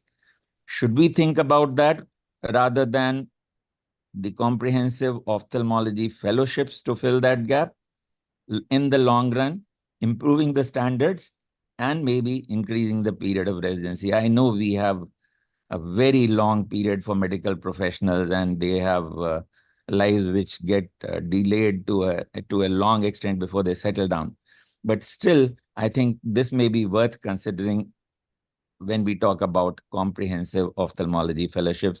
Let the residency itself be of the length where they have done that training to be more self-sufficient, feel more confident as an ophthalmologist. A provocative question, open to discussion. Sir, I'll just probably start.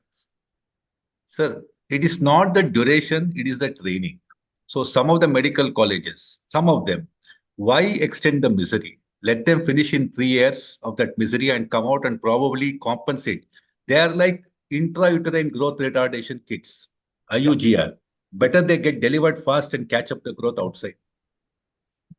I can't agree more. I would say reduce it to 2 years. It's just pathetic. Yeah. Not fight the So standards. why extend the misery? I would agree. Why not fight? I totally agree also. Another small point which I'd like to just highlight here is I mentioned 5 years, 3 years, 2 years.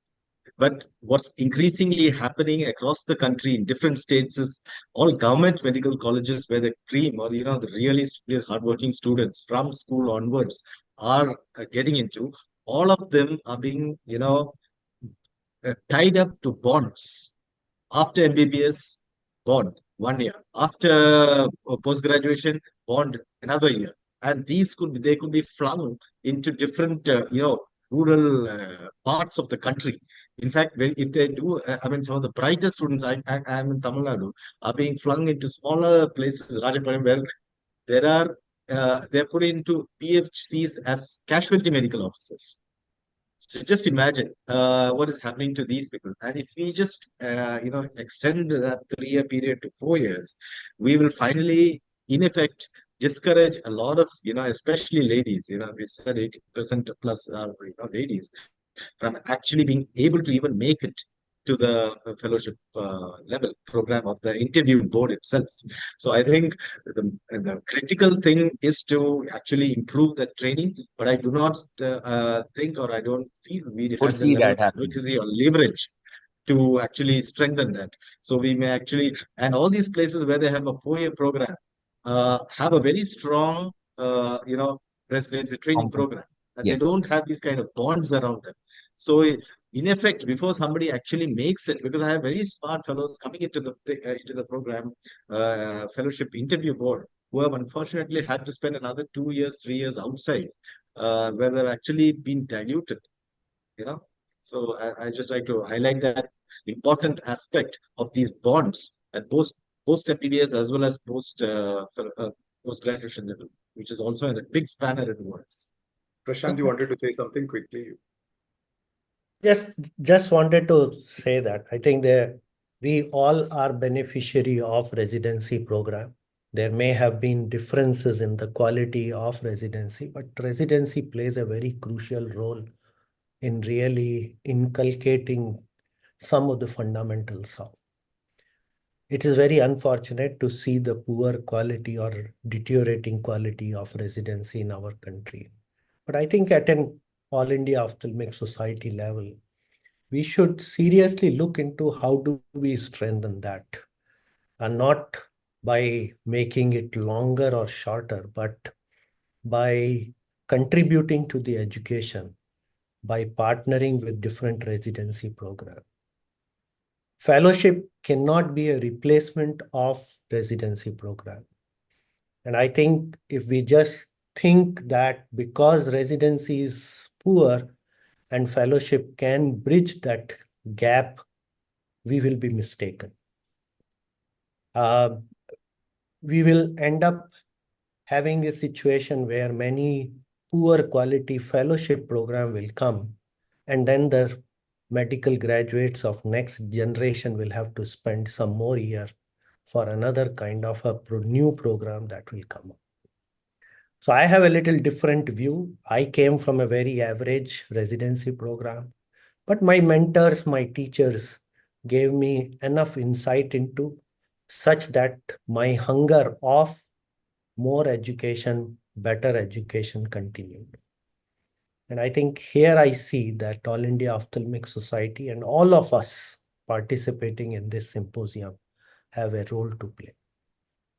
There is no question that we need to be working very hard on improving the residency programs at all levels. And we can all certainly contribute. All India Ophthalmic Society has already been making efforts and needs to continue to make efforts. But what I feel and what I have always felt is that we should get to a stage where we can have a uniform exit exam for post-graduation. Unless we try and bring up the standards to a level where people can appear in a uniform exit exam and pass it, it will not be enough. And that can only happen after a lot of preparatory work at a lot of institutions to bring up the standards. But at the same time, having a uniform exit exam will also serve as the stimulus for the state governments, for the institutions to try and increase their standards. Right now, what happens is, whatever the standard is, they know that the people can be passed. And that serves as one of the barriers to trying to improve the educational standards for residency. We already made a beginning with OCAT exams, although it's not an exit exam, but it's a uniform, standardized, validated exams. And national board exam is an example that a uniform exit exam can exist and can do well.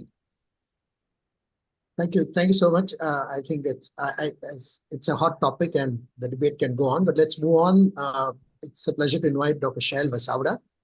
Shail joins us from Raghudeep Eye Center in Ahmedabad.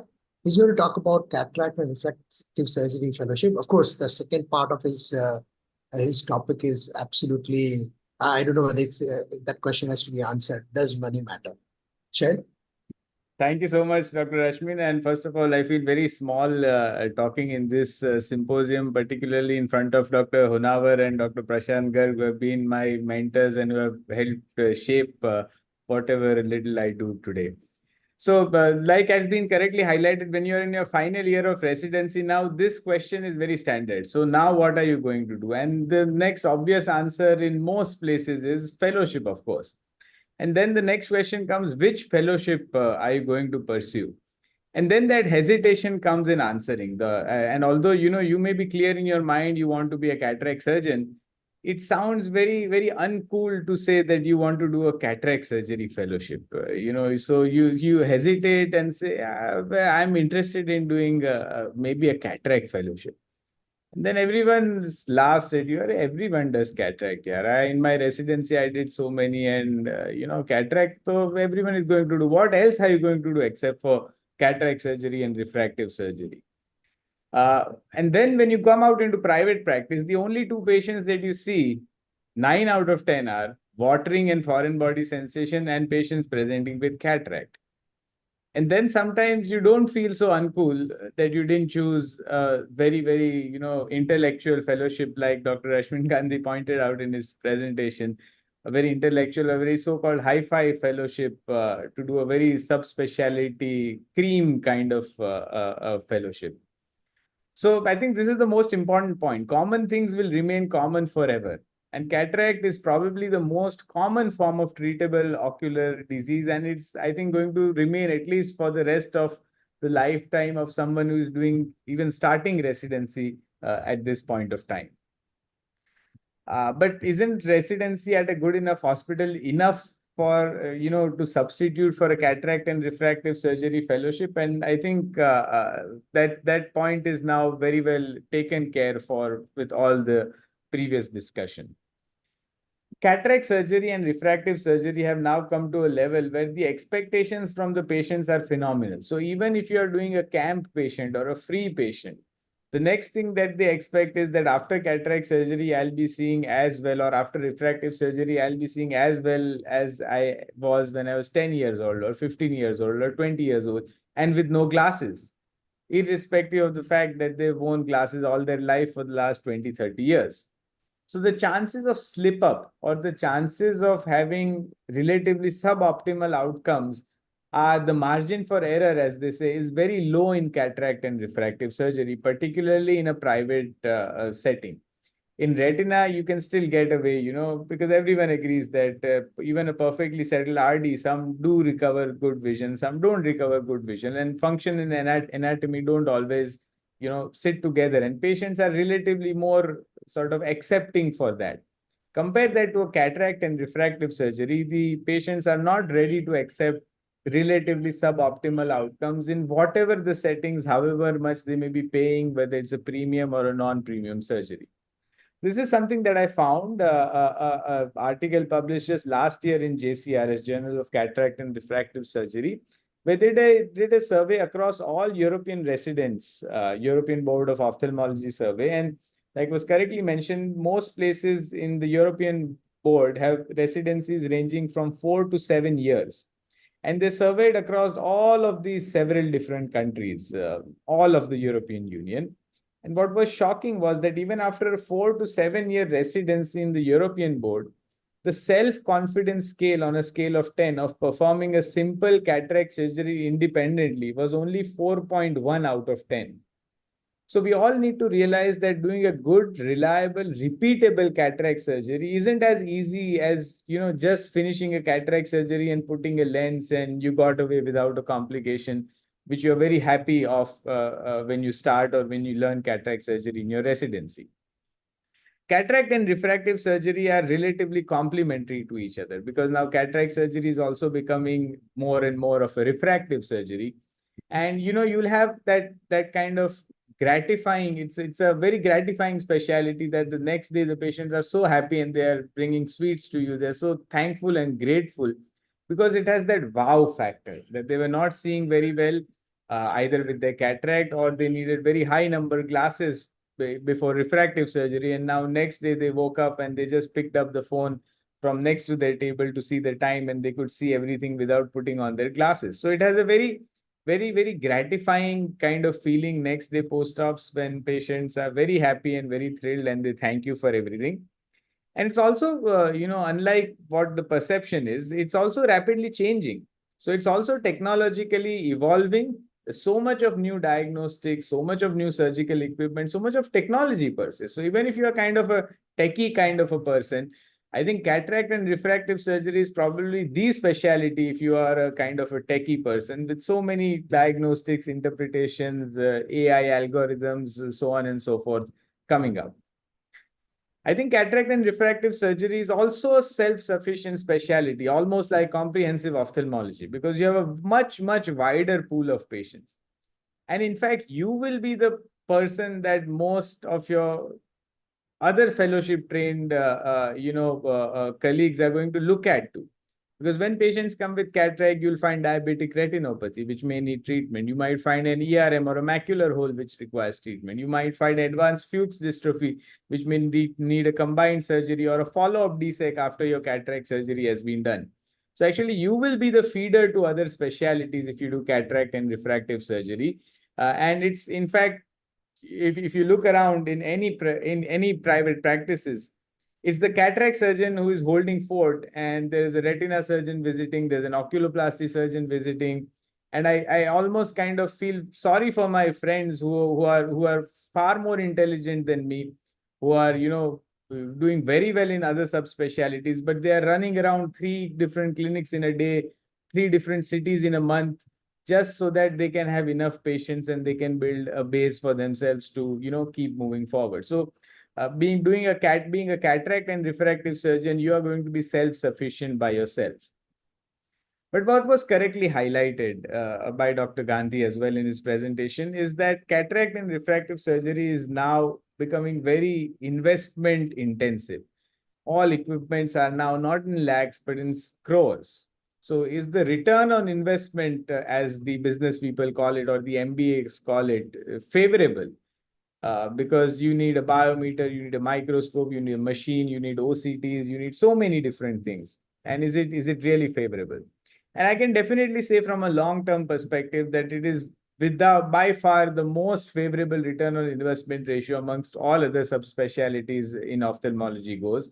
And now there are so many different models coming up where you have your separate OPD clinic, but you share your OT, either your cataract alone or you have your own separate cataract OT, but for the refractive surgery patients, you share a machine with other colleagues, with other hospitals, or you share both your OT and just have an OPD setup. There are so many corporates coming up. Every other month you hear in the newspapers, in business times rather than ophthalmology times, that certain investors have put in this thousands of crores in this change, that change, and that is going to increase with time. And with them opening up good centers in smaller places is also coming up, and therefore the need for good cataract and refractive surgery and surgeons is going to increase like anything. And the advantage of working with corporates is that you get a good setup without too much of investment. You get location advantages. You can choose closer to your home where you stay. And you also have, a very good pay scale as well, right from the beginning. And eventually, if you're good enough, you can become a corporate yourself, as we see over a period of time. Most of the ophthalmic corporates, stem from cataract and refractive surgery. So I think if you want name and peer recognition, any subspecialty you do, you be good in your field and you will get it. But I think if you want name, this name and peer is in your own community. But if you want name, fame, which means being known amongst the general public as an ophthalmologist more, money, which of course is more in cataract and refractive surgery, and of course peer recognition if you're good at your work. I think cataract and refractive surgery is the specialty for all of us. And of course, if you're good enough in your field, you'll have more chances of treating all your known patients, all your relatives, all the so-called VIPs in your city, in your town, and even famous people all around, and you feel good about yourself as well about it. So I think cataract and refractive surgery is the most underrated fellowship when we talk about residents discussing about what fellowship to take. But I think it is the most important and the most widely applicable specialty. You can go in any part of the country and you'll be in need. Personally, I find it the most satisfying specialty, not just clinically, but also academically and of course, financially. So for me, cataract and refractive surgery is something that is the go-to fellowship for anyone who asks me at the end of residency. That's the residency to go for. And just one last slide, I'd like to invite all of you next year to Ahmedabad to know why cataract and refractive surgery is the best fellowship to take up. Thank you so much for the patient listening. Thank you. Thank you so much, Shell. I think that was a very detailed pitch for cataract and refractive surgery. I think you did a great job as well. And also you answered the question that money does matter. Let me invite Saptagirish. What are your comments? Yeah, wonderful talk. Thank you, Rashmin. Wonderful talk, Shail. And yeah, it's a wonderful pitch for cataract and refractive surgery. Actually, when we were designing our fellowship programs about 10 years back at Shankara, so there was a question by which most of the senior consultants said that when we take our fellows, we take them into the specialty straight away. Then we came to a consensus that no, we will not let candidates straight away take specialty. We let them run through cataract and do that first. The idea being that, for any fellow finishing their residency and their MDMS, the present numbers that they do in their fellowship, as he mentioned, is about 10 or 15 surgeries they do in their entire 3 years duration. And then they want to do a specialty like glaucoma, retina and all. So their hand-eye coordination is not all that great. So they need to develop that first before they start handling patients. So that's why we said, no, first get into cataract, start understanding the microscope basically, get your hand-eye coordination in place, start doing cataracts before you enter any specialty. So that's how we started. And then, of course, we've always had many more applicants for cataract and refractive surgery than any other specialty ever. The number of applicants for cataract refractive surgery is much more than even ratio-wise for retina, glaucoma, or any other specialty. The demand is very high. Even today, to find a very good cataract phaco surgeon who will come and join you and work for you is still in demand. We still have shortage of very good cataract surgeons who are confident enough to handle all types of cataracts independently with the confidence that is required to be doing on paying patients. So we still struggle sometimes to find them. The demand is very high. Of course, Share will be knowing the money matters very well. And yeah, it is definitely paying. And as an organization, we will always look for that. That is the backbone of our fellowships. And we build on that from two other specialties. That's my take on cataract refractive. It is very, very important for any fellowship. Thank you. Thank you, Saptagirish. Okay. Right. So we don't have Sayan today because he has some family emergencies. So I'd like Umang to pitch for cornea and ocular surface. And Karan also can say a few words. Yeah, and of course, Dr. PG around too. Yeah, so I think cornea, if you look at our place, remains the most sought after fellowship. And I think, like we've been discussing the cataract as well as comprehensive fellowships, cornea is unique that it actually is basically, you become a very well-trained comprehensive doctor. Because if you look at most of the clinics, they're full of allergies, surface problems, and you learn to handle them. And with that, most of the fellowships in cornea have enough work of cataract and refractive. So you actually become very comprehensive. It's a different matter that a lot of core cornea, which is corneal transplantation, if you're in a metro kind of a city, you find a lot of these fellows after training are actually, unfortunately, not doing a lot of core cornea work, especially surgical cornea work. The need is actually a lot when you look at tier 2 towns and beyond, and especially if you're in an institution. You see a lot of infections and infective keratitis management, as well as surgical care of infective keratitis is hugely important in India. It's the second biggest cause of blindness under the age of 50, and the number one cause of blindness in less than 50.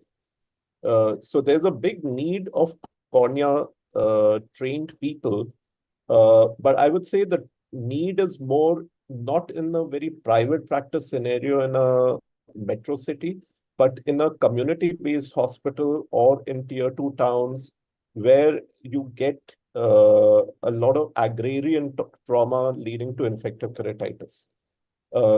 So cornea fellowship makes you pretty complete in handling not only cataract, refractive, as well as managing the outpatient patients very well, almost 80% of them.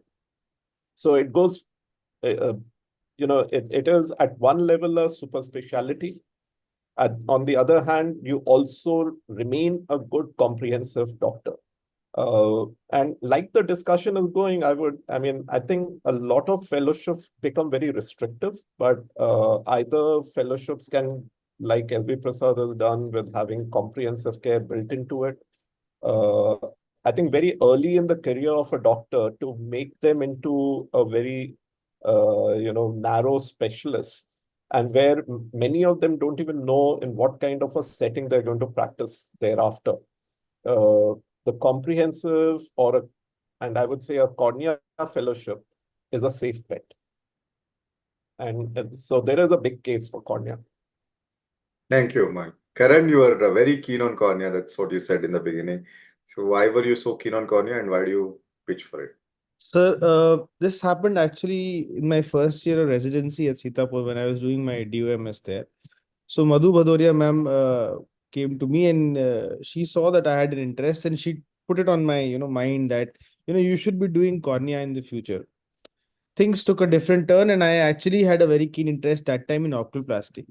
In fact, in my third year, I was handling most of the 80% of all the complex oculoplasty surgeries, including pediatric dacrology, I was doing at Sitapur from 2013 to 14. But then when I went for DNB, I got to realize that, I'm just a drop in the ocean and I need to learn a lot more. And when I did my DNB at Arvind, it actually justified, my thing that, my passion is actually for cornea. Yes, as sir said, there is a need. Another story is when I went before my fellowship, I spoke to Umang sir. And he asked me, where do you want to settle? I said, Delhi, because that's where my permanent residence was and is still. Even though I'm not living there. So, and he was like, if later on after the interview, sir told me, if you would have said you would be settling in a tier 2 or tier 3 city, I would have given you the fellowship. But things took a good turn in a way when I went to Hubli. So in that fellowship, you can say it was a cornea, cataract and a refractive fellowship, but I was also doing a lot of comprehensive ophthalm. KP sir gave me the opportunity to do a lot of traps. I was doing oculoplasty also at that time. I was the emergency resident, or you can say the chief resident in a way at that time for handling everything that apart from surgical retina in the hospital. So in that hospital, apart from that, I got a lot of management skills also, where I was deciding the types of instruments that would be taken care by the trust hospital or the charitable hospital, including where it would be purchased from. So that was a unique opportunity to me. But yes, the need for there is cornea, and you cannot, the cataract and refractive, I think, is a good subset of or a part of the cornea fellowship.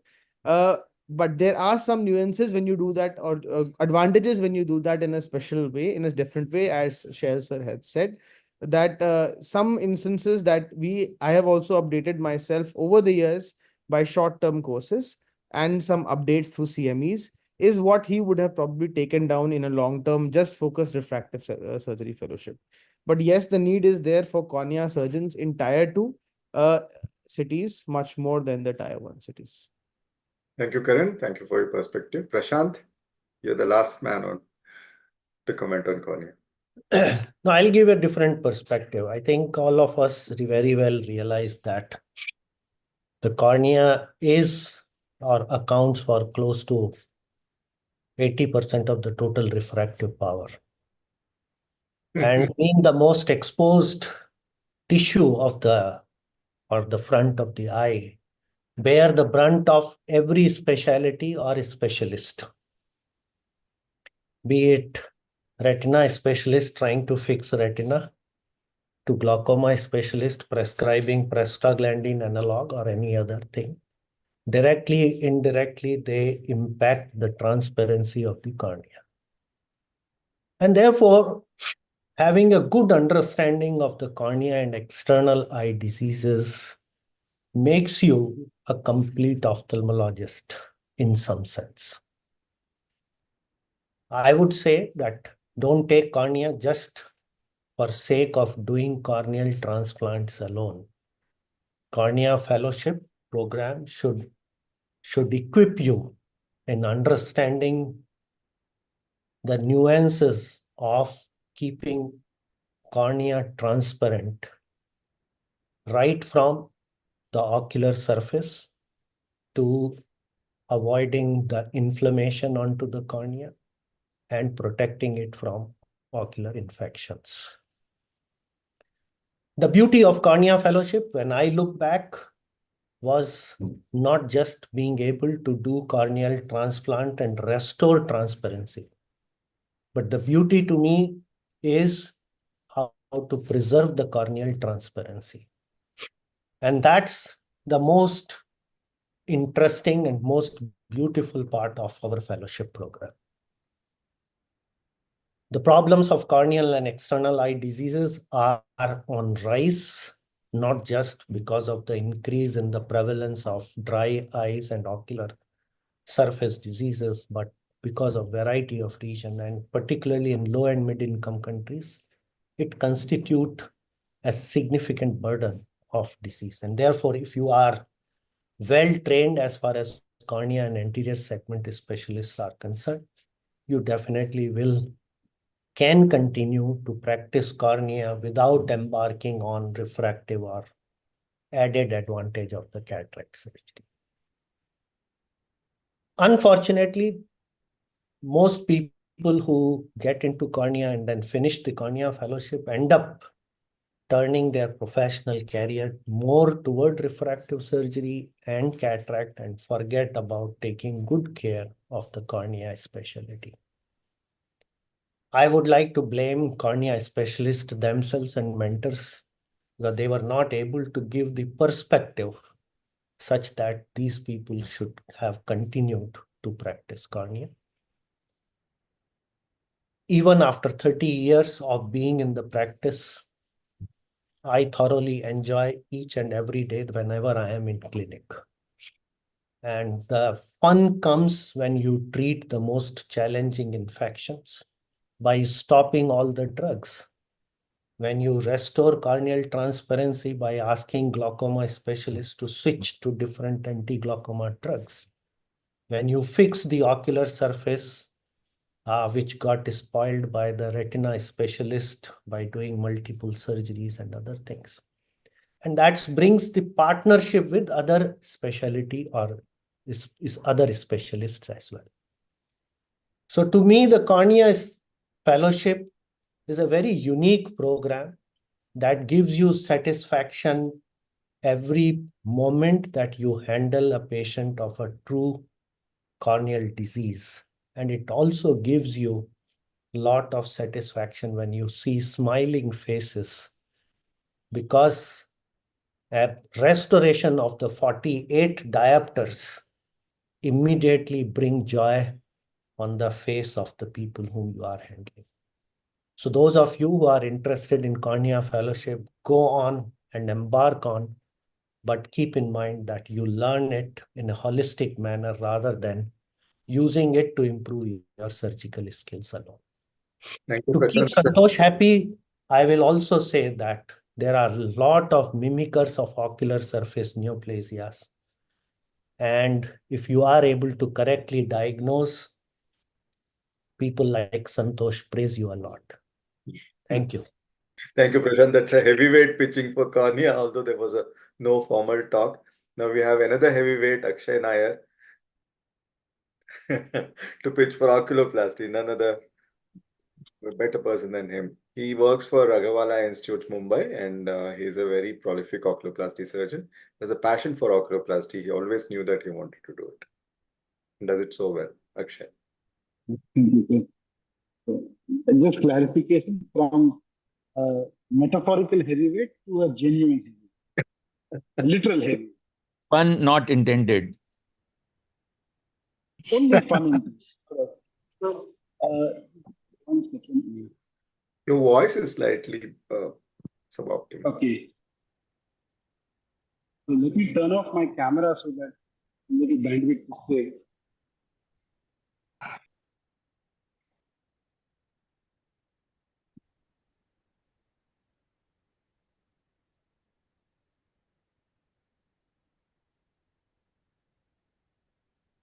All right, so I'm going to talk about pitching in for oculoplastics. So I'll be talking about generally what is oculoplastics and understand the scope of it, because as as most residents and having spoken to trainees from different countries, different medical colleges, in most places the exposure to oculoplastics is very limited.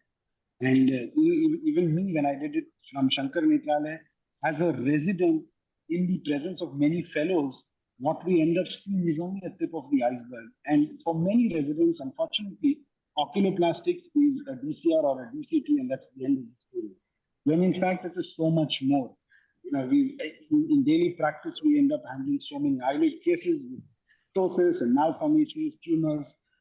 You go beyond that, you have radiology, multiple lacrimal surgeries, endoscopically and externally as well. And finally, of course, within the bony socket or the orbit, you have another set of, in itself, a subspecialty with its trauma-related management, thyroid disease, inflammations, etc. So oculoplastics is much more than just simply a DCR or a DCT that you end up going ahead and doing, or a simple evisceration or an eye donation call. And knowing that I'm pitching this to residents from different medical colleges of various degrees of surgical exposure, it's a good idea to understand what is the scope of oculoplastics. Now, oculoplastics is not just a DCR and DCT, like I said. You have multiple subspecialties within. Shell mentioned that refractive has the wow effect. Well, the wow effect is only for the patient, because in oculoplastics, when you do aesthetic surgery, you have the wow effect for everybody who sees the patient, who's going to go and then tell them that who's the surgeon who did that. So the wow effect is compounded over here. You can have blepharoplasties and brow lifts and the other aesthetic procedures. Additionally, you have injectables. And now you're just like the cornea has gone into the ocular surface, as they call it. Oculoplasty also deals with the skin and the entire facial skin, and into a specialty called the oculofacial surgery, where you also use threads and lasers and medical devices like some specialists want to. Lacrimal surgery in itself, again, is evolved.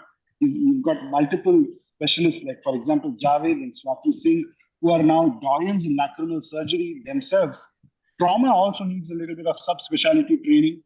Ocular oncology, I don't think any name in India or globally is a better ambassador for that than Dr. Santosh Honavar.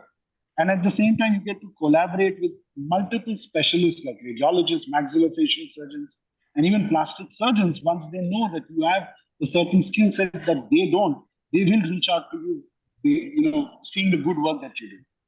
Now, like a lot of people have mentioned, oculoplastics in itself is like a little bit of an orphan specialty, and you don't have many people who stand and pitch for oculoplastics or practice it in a specialty on its own. So in cities that we've seen, there are very few people with an exclusive oculoplastics practice. This is something that possibly can work only in a larger city where there is enough number of patients to keep the inflow going as well as to pay the overheads, etc., speaking in terms of practicalities. But what can also be done is, if you've done an oculoplastics fellowship like LVP has now, it combines it with a comprehensive ophthalmology, you can go back and practice that, where your focus remains oculoplastics, but any comprehensive patient that comes your way, including refraction and cataracts, are also treated. On the flip side, you could also approach a comprehensive ophthalmology practice with a special interest in oculoplastics, where the simple surgeries like lacrimal, eyelids, and say knee restoration or so can be handled by you, but for complex cases, you may refer them to someone else or do them as well. But when your focus remains comprehensive practice with the bulk of the surgeries being cataracts, you must remember your referrals for the specialty in a large city will reduce. It is a growing specialty, but an interesting number, and I was messaging everybody yesterday from each of these societies. The Vitreous Retinal Society has 1250 plus ratified members. Glaucoma Society has about 1,500.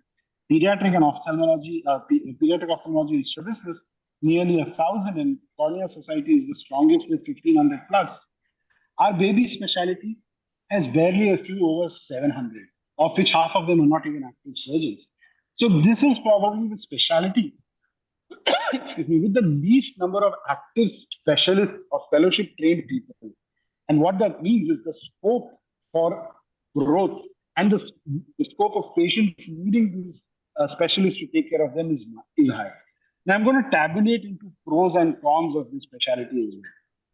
So when we look at the pros of this specialty, like I said, it's the specialty with the fewest surgeons. So you have adequate number of patients already needing help from you. And there are such large cities, say for example, Nagpur, Banaras, Agra, Jodhpur, Goa. These cities have less than 5 plastic fellowship trained surgeons. Imagine that if that were the case with cataract or with cornea or retina, where you have 5 in every suburb of every city. You have because of this, you may have also have the opportunity to travel to different cities. Now, style may feel bad for us, but we like to travel. We like to experience different cultures. It helps us to keep us busy as well. And like I said, there are different subspecialties in which you can establish your niche and become more an expert. The only variety compared to other specialties like cataract or retina, the variety is not the IOL power. Here, the variety itself is the type of surgery that you do. You can have a list with entropions, ectropions, fractures, blepharoplasty, brow lifts, and whatnot. So there's so many different type of cases. Almost every case that you do is different from the previous case. And there are a lot of cases nobody wants to touch. We'll do them. We'll do the dirty work of plumbing and clearing up muck. Because you don't have to work so hard to pay the EMIs on the femto cataract that you bought, I think you have a little better work-life balance. And with corporate chains coming on, there is a demand because each corporate chain, hospital or a cluster of hospitals wants every specialty under their roof. So they're going to need a specialist in every subspecialty to be on board. And that's where oculoplastic surgeons come in. You have less investment, so less work and less pressure of EMIs to pay back. And this is a specialty where you can post a before-after picture of a patient, and patients look at that and will refer themselves to you. Like I was posting about blepharoplasty. This patient reached out to me on Instagram, came down the next day, 3 days later, got the surgery done. It's a very visual branch, is very amenable to marketing as well. But that's not to say that oculoplastics is all hunky-dory. Surgical hours are longer, which means you will end up operating fewer cases in a span of time.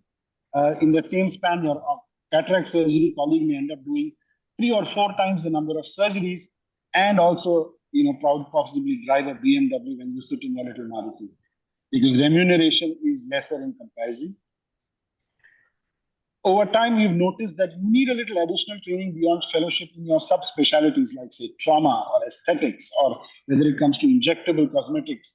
You need to go out for a little observership or a little training after your fellowship as well. And because of this Dunning-Kruger effect is very pronounced, something I felt I myself went through in, just after fellowship, your confidence is sky high, but then when you go out to the real world and start doing these variety of cases that I mentioned about, you end up realizing that, hey, everything isn't as good as it is, and you will overcome a few failures, few undercorrections, and then over time does your hand stabilize, and so does your confidence. So I think it's a little more pronounced in oculoplastics than in other specialties. You will have to have multiple attachments and a little bit of running around, especially early on in your career. If you think refractive patients are bad in terms of coming back to you and asking for that, why is my last line not visible? Aesthetic patients are far worse, because they're going to look at every little wrinkle. And the worst patients are aesthetic patients who had a refractive surgery already, because now they can see every wrinkle even more clearly. And of course, now, as I say, even though there are fewer oculoplastic surgeons in larger metro cities like Delhi, Mumbai, oculoplastics too is a little competitive. And given the variety of different hospitals that offer oculoplastic surgical training, how good you are or how well trained you are also depends on where you train. And the best surgeons in oculoplastics, or the best training in oculoplastics, still is being offered by only a handful of institutes as compared to the 30 plus that offer fellowship training. And Karan was very instrumental in being mentoring this team of us that put together this oculoplastics training issue of your times, and most of what I'm speaking is being put in words in detail by this wonderful group of authors. This is recorded, so you can go back later, download the free PDF through this QR code, and go through it if you're really interested. So general pointers to help you with your decision, especially when you're thinking of oculoplastics. If your temperament for long surgical hours and skills like suturing, having to mop the surgical field over and over again, is not your cup of tea, then possibly oculoplastics shouldn't be for you.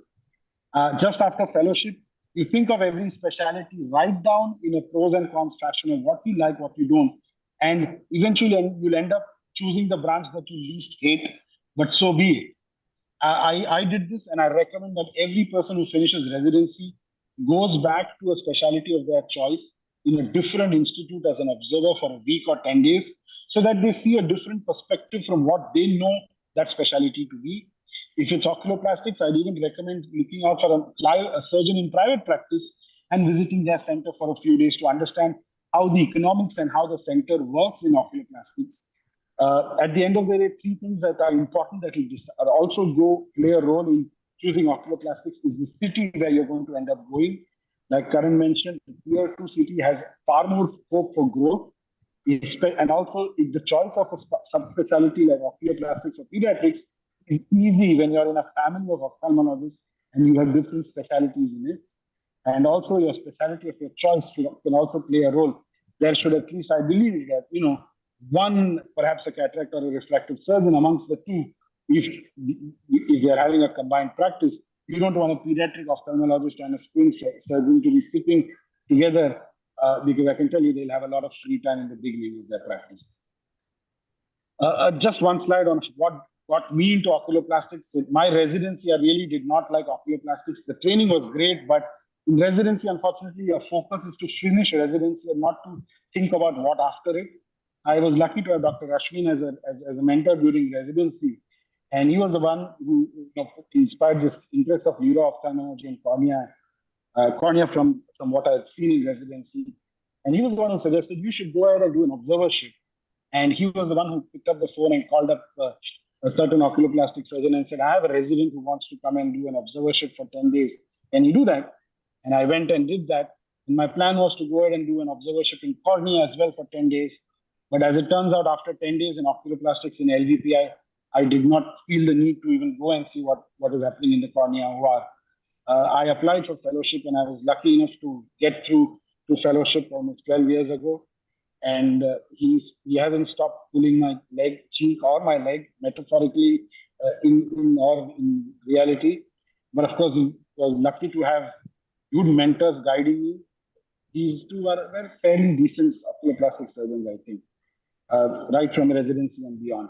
So to summarize in jest, if you don't want to be in the rat race of having to buy the latest equipment, the latest Femto suite, the latest Mercedes model, and keep running the rat race to pay your EMIs under a lot of stress, then cornea refractive is not for you. If you don't want to keep spending the rest of your life prescribing steroids to patients, to every patient who comes to you, then neuroophthalmia uvea is not for you. If you don't want to keep injecting the same anti-VEGF in multiple patients who are going to not improve with much of their vision and end up being partially blind, then retina is not for you. And frankly, nobody likes a waiting room filled with crying children. If you want to feel like a surgeon, if you want to feel alive, if you want to have bloody hands with blood dripping down your gown and your gloves, and you really want to be a doctor, well, then oculoplastics is for you. You may not be able to buy that luxury car of your choice, but boy, does it feel good to do surgery, and real surgery at that. So thank you for your time, and thank you, Dr. Santosh, for the invitation and the inspiration throughout. What a nice pitch, Akshay. Wonderful. I would very Hello, Shah. request Dr. Grover and Dr. Saptagiri to also do oculoplasty to back him up just a little bit. Thanks. And Akshay was wonderful. Thanks. That's it. Nobody can make a better pitch for it than him. Okay, great. So essentially, as he said, if you want challenge, if you want a large variety, if you want to be learning all your life, such a huge variety. And I still see a lot of cases which I've not seen before, a lot of tumors which I've not seen before. There'll be lots for which I need to read up every time. And lots of them for which I need to look at the literature. So it's a very challenging branch. Even the surgical diversity is immense with the eyelids, orbit, lacrimal, and then aesthetics. And increasing in its scope, increasing in the width of what is done. So challenging it is. And if you feel like a real surgeon, want to feel like a real surgeon, breaking bones and so on and so forth, there's nothing like it. And if you love working with other specialists, every other specialist, maxillofacial, working with the team of diagnostic radiologists and working with general plastic surgeons, neurosurgeons, nothing like it, and feel good in a general hospital. So all those are very, very important. So you have to have a passion for it if you want to do it. But maybe financially, the way I look at it, I find that it's not great for most people for several reasons. I feel there is a difference in the profile in what we do and what they do in West. I think because of their fair skin, they get a lot more tumors. They get a lot of involutional changes earlier than us, involutional entropians, ectropians. We get them much fewer, much later. So that's one reason. Then aesthetic also. They get skin creases much earlier. They're much more conscious about the aesthetic surgery, much more demanding. So they come up earlier. So those are the reasons why possibly our bulk of oculoplastics is not as much as it is in some of the Western countries. Even serious thyroid disease is probably less common than what it is in some of the Western countries. So that is probably a factor why the specialists need to go to multiple centers or go to multiple cities to have their fill of volume. But in terms of satisfaction, in terms of joy, in terms of what you give to a particular patient, there's nothing like it. So once you get into it, you'll fall in love and stay in love forever. That's a cataract and a refractive surgeon as well speaking about oculoplasty.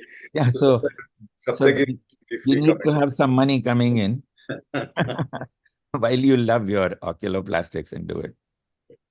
Yeah, wonderful. Thank you, Dr. Ashok and Akshay. It's a wonderful pitch for oculoplasty, and we do need it when applicants apply for oculoplasty fellowship. Actually, I taking it from Akshay. Actually, the feeling that you get in doing a oculoplastic surgery is it's a wonderful blend of pure ophthalmology, that is operating under a microscope, as well as also getting chances to operating outside the microscope. So you have a blend of surgeries where you're operating genuinely under the microscope, like doing a lid reconstructions and others. And of course, sometimes when you want to do a decompression, you have to actually come out of the microscope and actually start breaking bones, the way Akshay mentioned. But yeah, it's real fun. I will not say it's pure fun, but it's a different take on doing the surgeries. Challenge is there in every specialty, of course. I'm sure retina is also equally challenging, cornea is also equally challenging. But here the challenges go beyond the realm of pure ophthalmology, pure eye. They go beyond into the adnexa. That's what makes it a little more exciting. And yeah, every specialty has its own charm. But my take on oculoplasty after practicing for so many years is that after doing a surgery, you feel nice actually. And yeah, I mean, the day I do a decompression and come back, I feel, yes, I mean, it's been different that I did. I spent 4 or 6 hours doing difficult decompression, but I did something different today, something like that. So that gives a nice feeling. And for doing these sural nerve transplants and all that, you're learning something. You're going into realm of a plastic surgeon. You're going into realm of actually neurosurgeons, harvesting nerves, suturing nerves, doing vascular surgeries, part of it. So something different is always happening. So that's what kicks in excitement into the specialty. Yeah, that's it. Wonderful pitch, and it's been wonderful. And well, I would welcome all residents to please apply for oculoplasty. I really enjoy. Thank you. Now we have somebody who is coming riding on a dark horse, Parthapratham Datta Majumdar from Shankaranetralaya. He'll pitch for UVA as a subspecialty focus. Good afternoon. Hope I'm audible, sir. Yes. Yeah. So thank you for giving me this opportunity. So I'll be talking on UVA. I don't know. You can call it the dark horse, but let's see. So I'll be starting it with one just incidence of the uveitis and comparing with other disease. So if you see the prevalence of uveitis, it is estimated to be 38 cases per 1 lakh people. So it is considered as a rare disease because if you see on other side, the ARMD has an incidence of 1.4, which roughly you can calculate it as a 2,400 cases per 1 lakh people. So naturally, uveitis, you consider it as a rare disease, often neglected in various setup, in various organization and various corporate setup. They are not very keen to have a uveitis subspecialty. And the youngsters, they are often confused that is it worth pursuing such a specialty? So right now, so let's see how does this subspecialty come into our healthcare to play any role. Now, if you look into this data carefully, you will realize that over 50% of these all patients with uveitis develop complication related to their condition, and up to 33% of they suffer from severe visual impairment. Now, uveitis causes up to 25% of the all blindness in developing countries. And to make it worse, majority of this age group of these UVS patients at the onset is less than 40 years. So you can understand the amount of healthcare burden it causes in a developing country like us. Now, if you read this article published in Lancet, you will realize that the challenge for our fraternity is no longer just diagnosing and treating ARMD or performing a phacoemulsification. We are heading to a period, if you remember how many hours you spent to learn a capsulorhexis, and it has been taken over by a technology like femtosecond, laser, and other. So we need to understand where we are heading. We need to understand the importance of caring for the rare diseases, as early diagnosis and treatment of many uveitic conditions can save life, not just sight. Now, diagnosing and managing these cases is often rewarding both for clinicians and for organizations, especially when the patient receives the proper care after many unsuccessful attempts done elsewhere. So as we move into the era of artificial intelligence, it will be the ability to tackle today's difficult and rare conditions that will shape the future of the medicine in coming years. Now, I have been always loved reading the detective novels, and I grew up reading about Sherlock Holmes, Blomkes Bakshi, Feluda, enjoying their stories of solving mysteries. So I'll tell in a little different perspective why practicing as a UVA specialist is so fascinating from such a background in mind. So we treat uveitis like detectives, untangling the puzzles and solving the mysteries with our clinical skills. The process is so engaging that only those who have delved into it truly can appreciate the thrill. Solving uveitis puzzle is like a surge of dopamine. It's our source of professional joy and fulfillment. Let me share 3 quotes by Sherlock Holmes, which I am very highly inspired, and I'll share some dopamine from my clinic also. So if you remember, Sherlock Holmes once said, "It is my business to know what other people do not know." So as a UVA specialist, our thinking begins where others' imagination ends, delving into the complexities that other might overlook often. Now, this case of vascularized granuloma was initially managed with anti-VEGF therapy elsewhere. The patient, a 35-year-old male, also suffering from infertility, our investigation revealed that he has epididymitis. Subsequent treatment not only resolved his optic disc swelling, but also his infertility. Now he is father of 2 children. So this patient visits me every year, and meeting him remains a deeply gratifying experience. Now, Sherlock Holmes once told Watson, "You see, but you don't observe." This distinction is clear. This is powerful and profound statement in medicine. Management of uveitis teaches us that a simple skin lesion can help to solve a mystery. William Osler often once said that the talk to your patient, he is telling you the diagnosis. And much like a detective, we often solve this case simply by engaging in conversation with the patient. This young lady presented with features of VKH. However, I noticed significant pallor and cachectic appearance, and with a history of recurrent fever and weight loss, and simple peripheral blood smear led to a diagnosis of the acute myeloid leukemia. So there is another powerful statement from the Holmes that there is nothing more deceptive than an obvious fact. Something that appears to be straightforward and self-evident that can be misleading. So when facts are so clear and apparent, people might overlook the need of deeper investigation and questioning.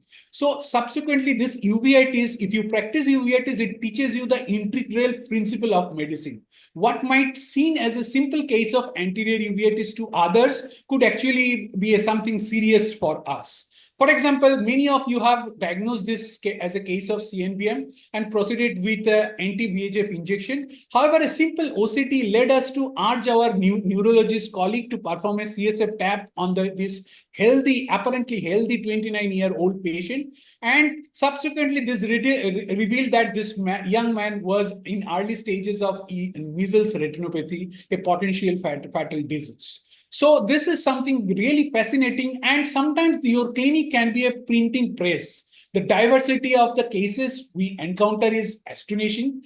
Each patient presents with a unique challenge, which translate into countless opportunity for research, publication, and advancing and understanding this complex disease. We constantly pushing the boundaries of what is known, making our work here and not only clinically rewarding, but also academically fulfilling as well. Now, let's decode some of the myths with uvea practice. Many youngsters believe, or many ophthalmologists still now believe, that uveitis means only research, but there is limited scope for a clinician. As William Osler said, the good physician treats the disease and the great physician treats the patient who has the disease.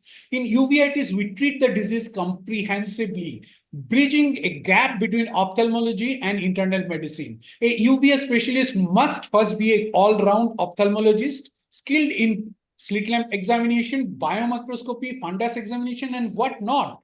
Now, people feel that we have limited skills in imaging, but if you see, we need much more advanced imaging skills, and we play with almost all kind of toys ophthalmology has.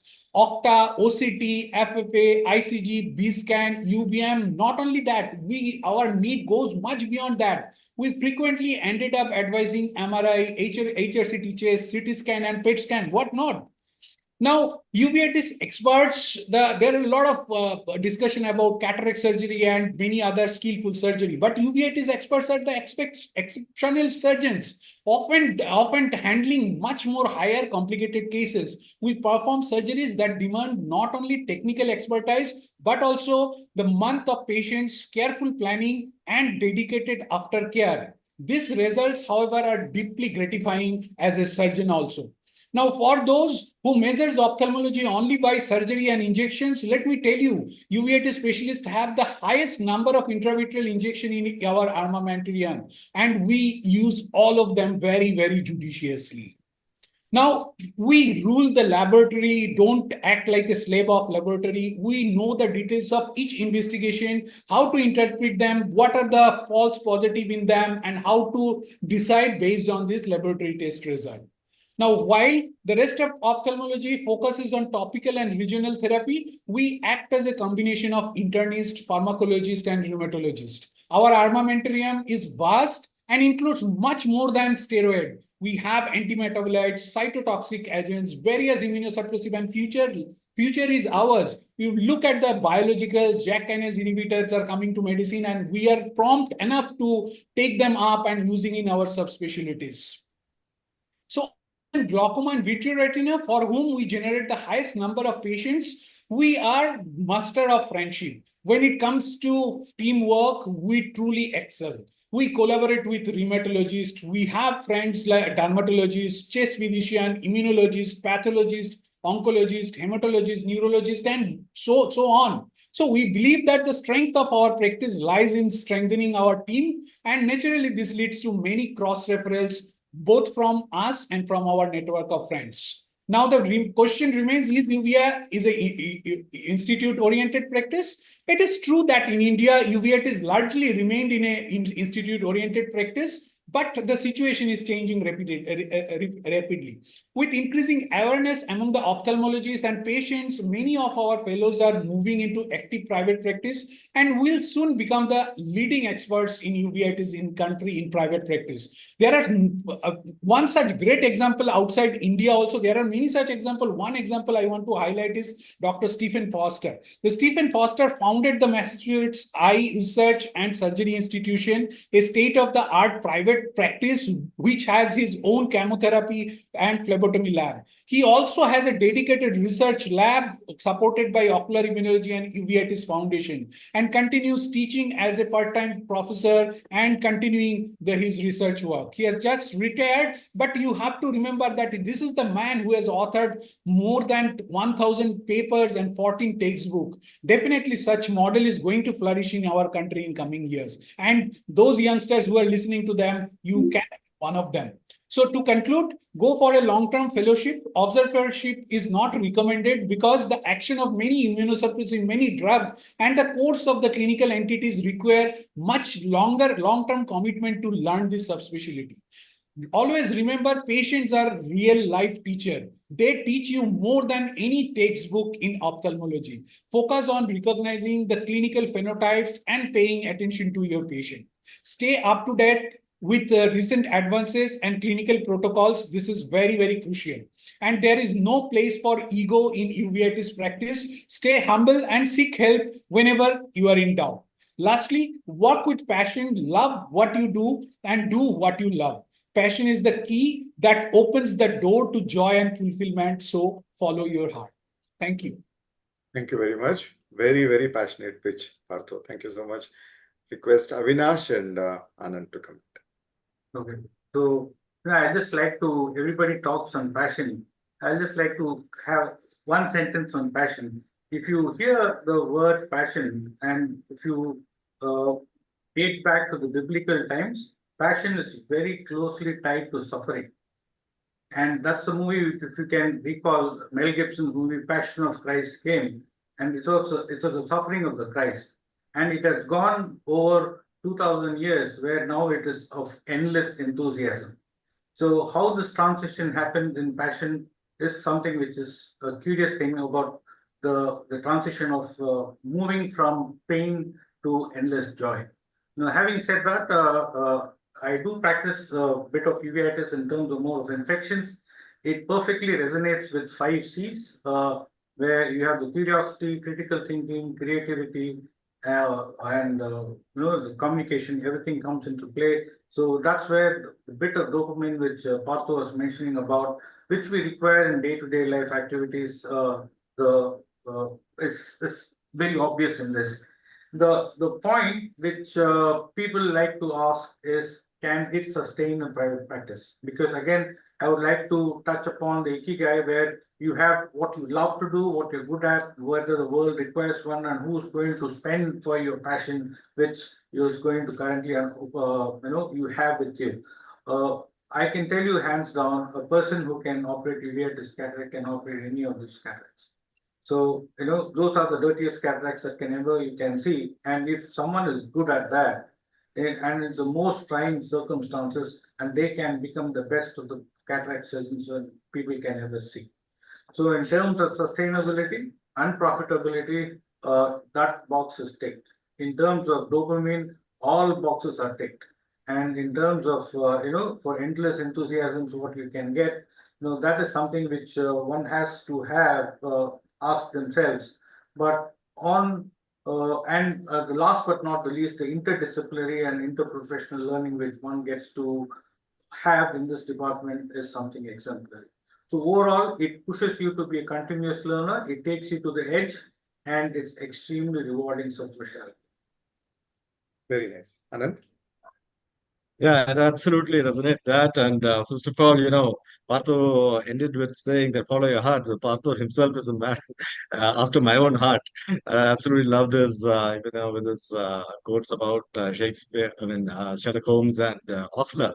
So I think uveitis, personally, has been an area which I've always had a great interest in, and this is an area which,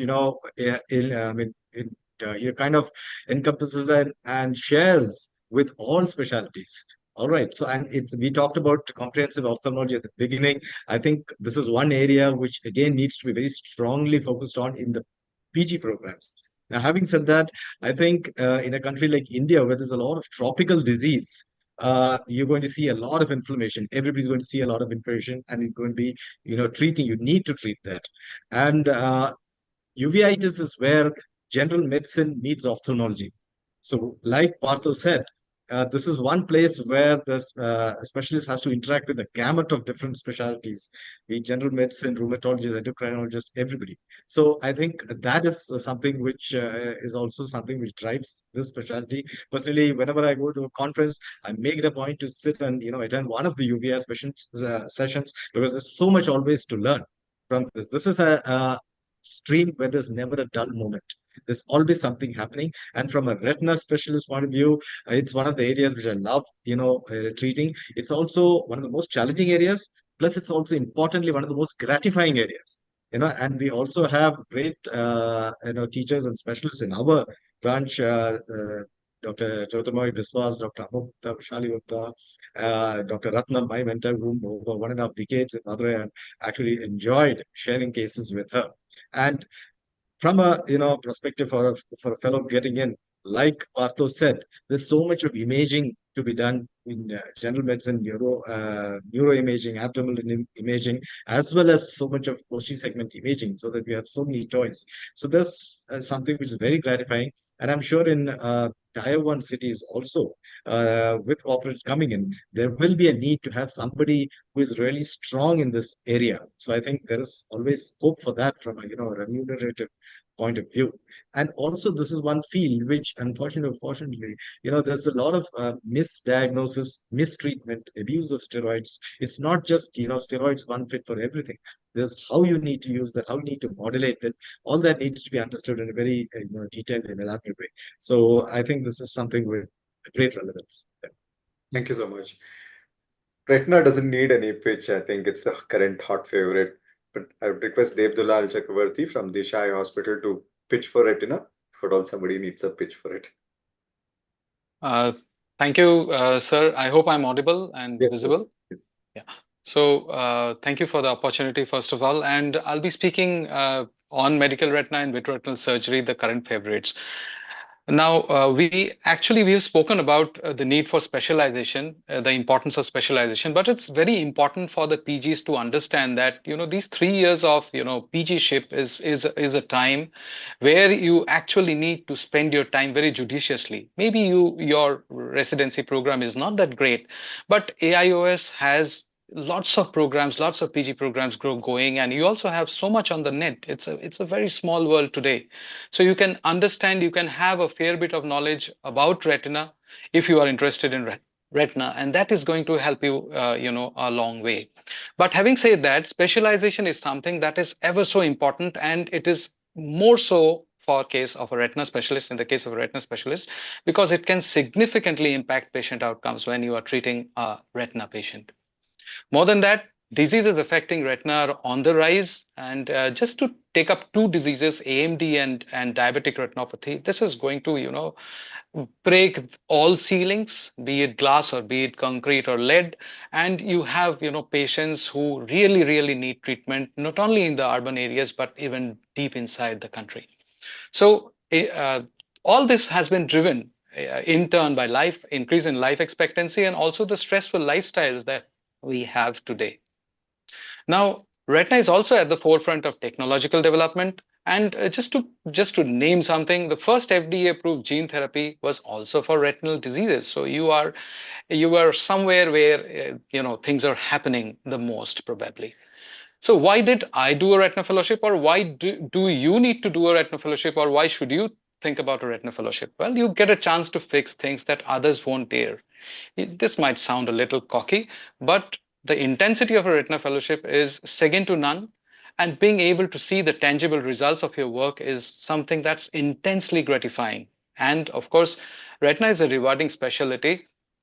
Some talk here of investments, but today you have a situation where you have lots of places opening up where you can take your patients and operate, and you can make your money without maybe thinking too much about investing.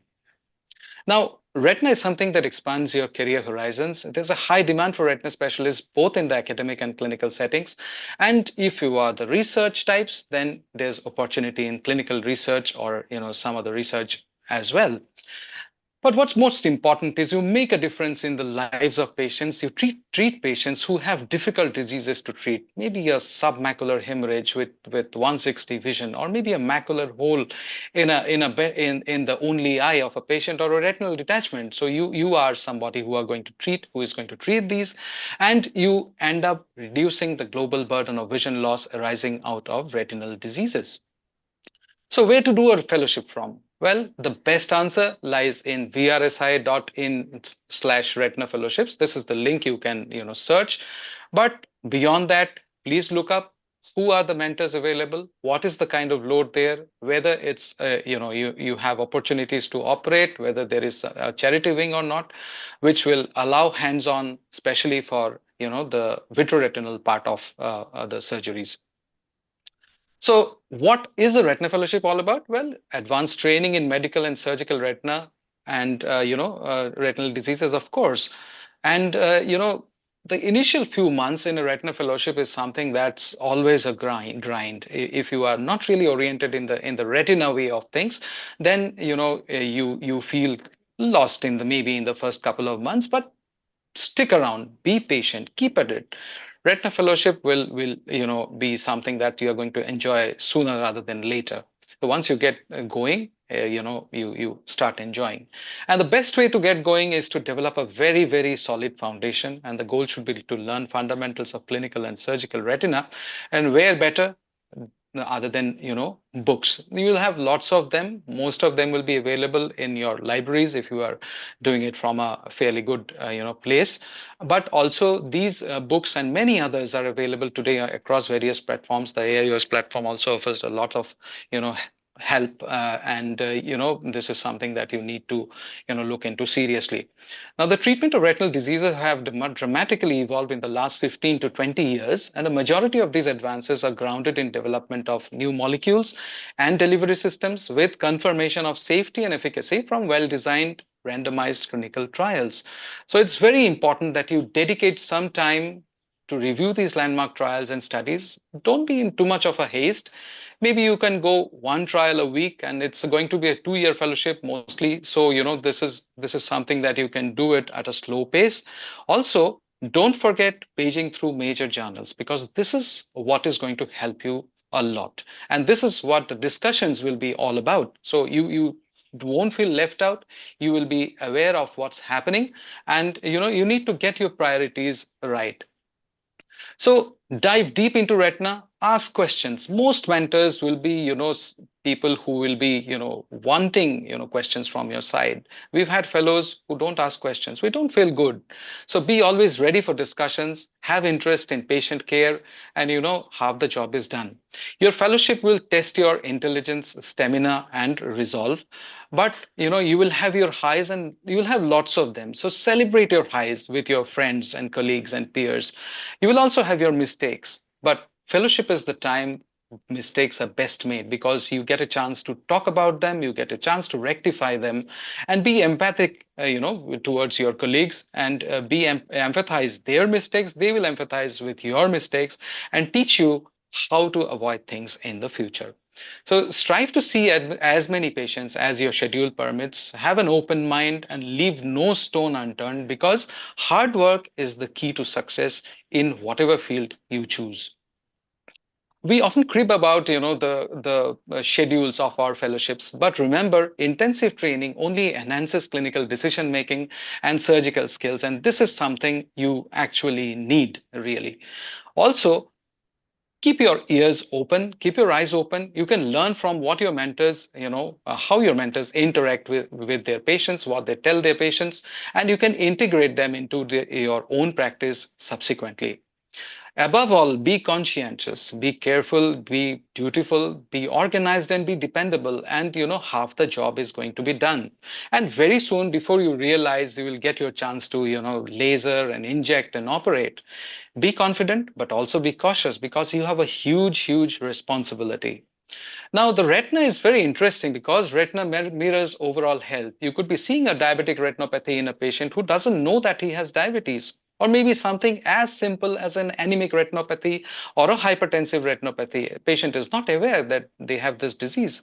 You could be picking up something slightly more difficult, a sickle cell retinopathy, maybe a blood dyscrasia that the patient has and is absolutely not aware of. You could also have, patients coming in with various sorts of metastasis, and which hasn't been diagnosed previously. And of course, you could have a very healthy looking patient coming in to your clinic with something like a CMV retinitis, and you could be actually be of help in saving his or her life. So as retina specialists, like as Partho mentioned in the UVA field also, you have the incredible ability to coordinate care with primary care physicians and other specialists, and help to optimize health and quality of life for patients. I feel over the years I have realized there's good work-life balance, and retina guys are fun guys to be with. And you are able to forge great relationships with colleagues and with patients, and that's probably the reason why retina is a very popular subspecialty. And soon enough, your fellowship is going to be over. Of course, you will not learn everything in fellowship, and Dr. Akshay mentioned about the Dunning-Kruger effect, but stick around. You've learned enough. If you've spent your time diligently, you will soon be climbing up the slope of enlightenment and become a sustainable, self-sustainable retina guy. And soon enough, you will also become a guru. So it's your belief that is necessary to achieve your goals, and you can conquer the world of retina. Remember, change is not an event, it's a process. So stick around and you will have the best of everything. Thank you. Thank you very much, Diptulal. Quick comments by Anand and Avinash. Yeah, so thanks, Diptulal, for highlighting and raising the flag of a specialty. So I mean, that sounding a little too cocky. The retina, as some of my mentors and we tend to joke about this. I mean, the fact is that that is where the function of the eye is realized. This is where light energy is transmitted, converted into biological impulses, and the function of all other tissues is only one: focusing light on the macula, on those foveal photoreceptors. And while all other segment surgeries, cataract, everything is about curing reversible blindness. Retina and surgery around that is about curing irreversible blindness.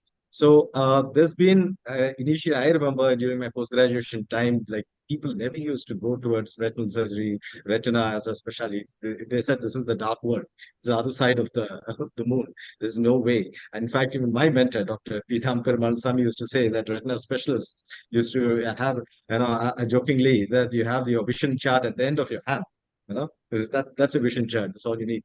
But today things have changed. And as he showed you in that little slide where he showed that graph, post 2004, 2005, when anti-VEGF came in, the three things that really sparked capability as a physician, as a surgeon in retina were number one, anti-VEGF therapy.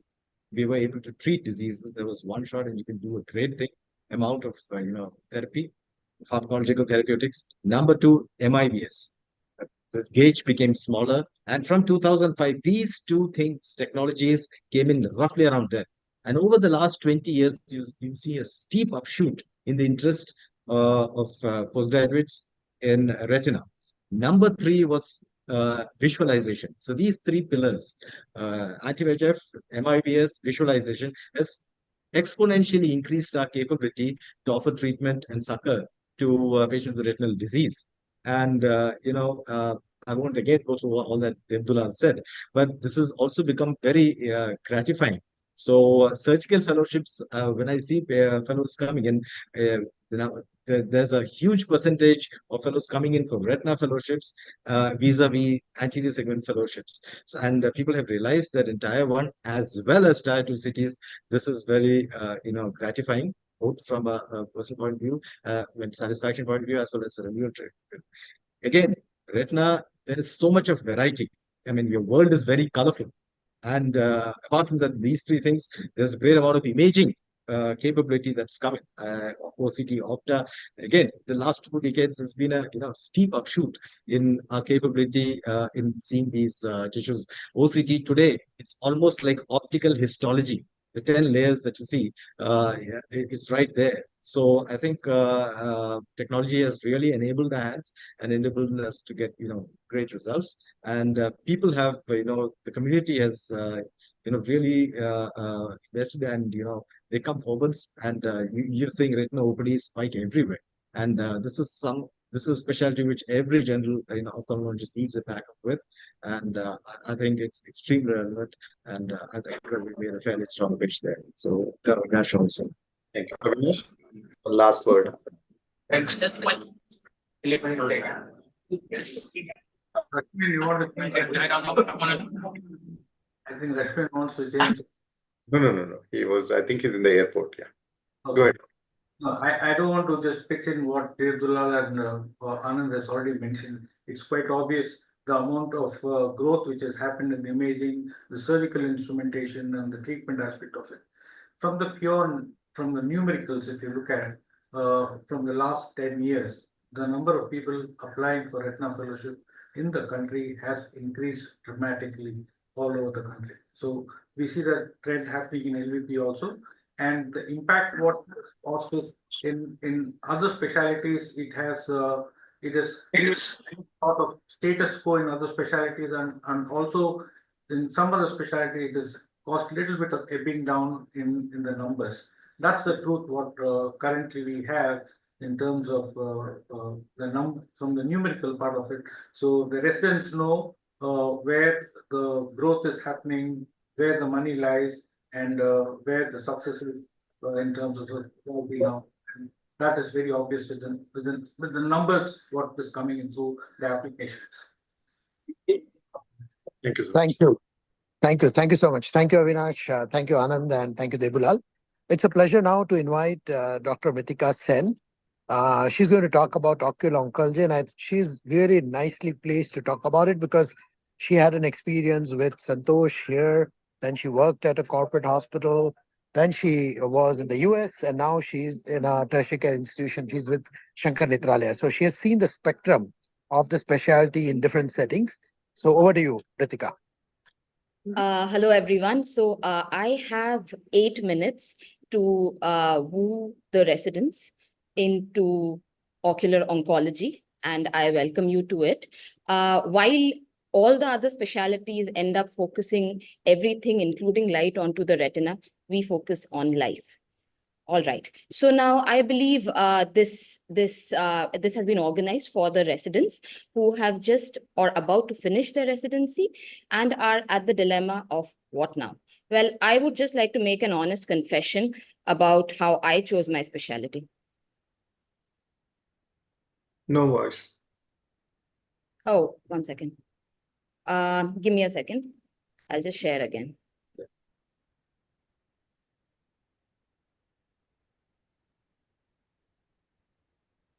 Is it audible now? No. Oh, okay. That's unfortunate. You can voice over if you wish. No, I can't. There is an Okay. option of optimization when you share your slide. You can optimize it according to the slide. So Share with, Okay. share with. Yeah, one second. Got it. Yeah. All right.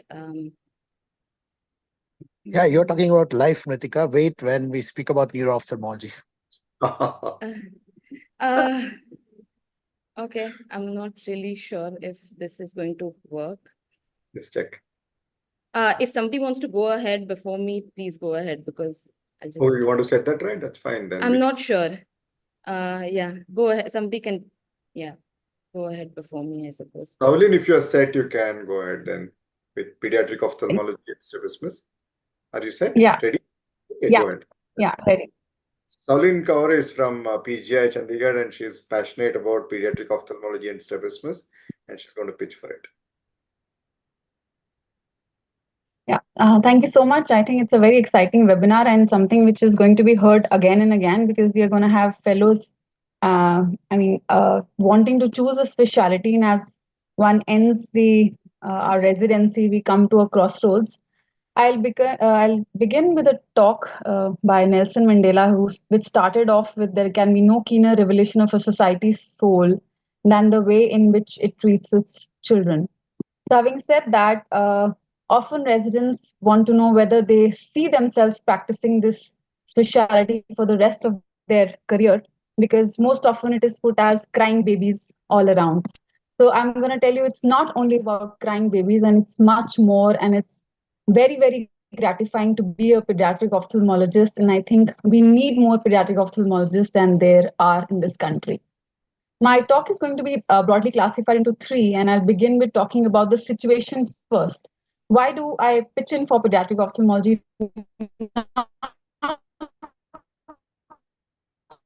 Just because I am a pediatric ophthalmologist who are visually impaired, and about 1.4 million of them who are irreversibly blind. Most of them are living in Asia and Africa, and 75% of the childhood blindness is actually preventable. So we have seen a 14% increase in the number of pediatric ophthalmology positions in the last decade. And it is one of the oldest subspecialty. It is not something new. Dr. Costin Wader in 1943 actually started saying that we need to examine kids, not as adults. To this point, there were no other subspecialties, even cataract for that matter. So pediatric ophthalmology was amongst the first to begin. There are very few trained pediatric ophthalmologists in India. They are mostly people who are pediatric oriented. Either they are adult cataract surgeons doing pediatric cataracts, or they are orthoptics and optometrists and other ophthalmic personnel that are involved in pediatric eye care. Overall, the demand is much more than the number of pediatric ophthalmologists that are available as a workforce in our country. It is one of a very popular subspecialty now, because people want to take it because of primarily two reasons in a survey conducted in India, that is intellectual stimulation and independent operative skills. So the problems that affect children are very, very different from that of adults, and they require a specialized skill. And as per WHO, we require one pediatric ophthalmology center for every 10 million people. And at present, we have only 69 centers which are offering pediatric ophthalmology services, which is much low than what is required. There is a female preponderance seen in pediatric ophthalmology, and because I think mothers of the kids who are coming for ophthalmic care, relate to the female doctor a lot more. it is very lucrative for the females that way. But yes, the studies have shown that the degree of time that you spend in the subspecialty in your residency actually guides which specialty you will take later. So I think with that, I would want you to, be open and choose pediatric ophthalmology because of 5 reasons. One, it is very gratifying. I think it is very common with all subspecialties because the cataract surgeons say it's gratifying and the cornea surgeons say it is gratifying. For kids, I think the crying babies that my previous speakers have talked about, yes, there are crying babies, but you have the ability to actually, turn the cry into a smile. So a simple cataract surgery or an intraocular lens implantation brings smiling. It's sad because we have a lot of children in our country who are having pediatric cataract, which is congenital, and they are not operated quite a bit, up to 4 to 5 years. And actually, it's very gratifying. Pediatric glaucoma is very gratifying. You have these blinding babies, blinding disease, and this is acknowledging Dr. Sushmita from our center, who is very passionate about pediatric glaucoma and how you get clear corneas and give them a clear vision. This is one of my personal experiences. This is a 7-year-old which I operated for cataract, and he actually sketched my own picture from the internet, telling me that, yeah, he's actually seeing well. So strabismus surgery is very gratifying. The results are immediate, and the investment is pretty low. So you are, kind of machine independence. You don't need AI or other tools because it's mostly physics and maths. And sometimes you just need glasses to, increase their, good visual years ahead because they have a long lifespan ahead of them. The surgical costs are also very low, the strabismus set, and most of our diseases are treated by patching alone. So you do a perfectly well retinal surgery, you do a very good glaucoma surgery, you do a very good corneal transplant, and you need to patch the child. So you need all these specialties kind of need us. You have pleasant working hours. You don't have to do a keratoplasty at night or an endophthalmitis at night. And crying babies, no, you have smiling babies as well. I think more smiling babies and in fact dancing babies. I always have my waiting room full of kids who are having fun, looking at stickers. Of course, you have to become a pediatrician first. You have to have a good intellectual stimulation, and the eye is the second organ that is involved in most of the genetic eye diseases. So, also need to have a very wholesome knowledge of the whole body. Having said that, I would also want to tell you what we as pediatric ophthalmologists expect the young generation to be. We want you to be a superhero. We want you to laugh. We want you to cry, and we want you to dance at the same time because you are a bit of comprehensive ophthalmologist as well. For a pediatric ophthalmologist, I again will give you 5 tips as to how you can be a good ophthalmologist by being very, very observant. So you have this child, I would say a 15-year-old who was referred with a strabismus, and you have to have an open mind and be very observant and look at, the brow lift, the ptosis, the sternocleidomastoid, and you look at the previous pictures and you see how there is a generalized wasting, and you make a diagnosis of myotonic dystrophy. You have to be a pediatrician, as I said. First, you get to play and you have to, have fun, but at the same time, have a knowledge of pediatrics. So you see, these children are not related, but they have something in common. They have a micrognathia, glossoptosis, and airway obstruction, something which is known as a pyropsin sequence, which is very characteristics of sticklers. And you see a lot of kids with sticklers, with high myopia and cataract, and you have to send them for a systemic evaluation. I, of course, like to, observe the child and examine the child, sometimes sitting on the floor and, in the lap of the mother. You have to resort to some, extra counseling ways as well when you are a pediatric ophthalmologist. And because you don't have many machines, you have to just examine the kid. Who says you do not require a sound surgical training? You have to do, you have things like very dense membranes, you have PHPV cataracts, you have bad ROPs, which need, much more aggressive treatment than any specialty. You have a lifelong of follow-up with most of these conditions. And so you have been associated, you see yourself being associated with a kid who's 1 month old to up to say 15 years old. I would just share the story of this 8-year male who presented to us with a simple cataract. But now you'll ask me what is so, unusual about it, because he couldn't walk, he couldn't lie down, he had a generalized weakness, and he had something which is Duchenne's muscular dystrophy. You cannot give the child a general anesthesia, you cannot give a local anesthesia because of the risk of rhabdomyolysis. So, 8-year-old, we actually operated under topical anesthesia. You need to have a knowledge of not only the disease, but I think of the body as a whole. And a simple pediatric cataract can also be very gratifying, but at the same time, very difficult to do. you have to stay up to date.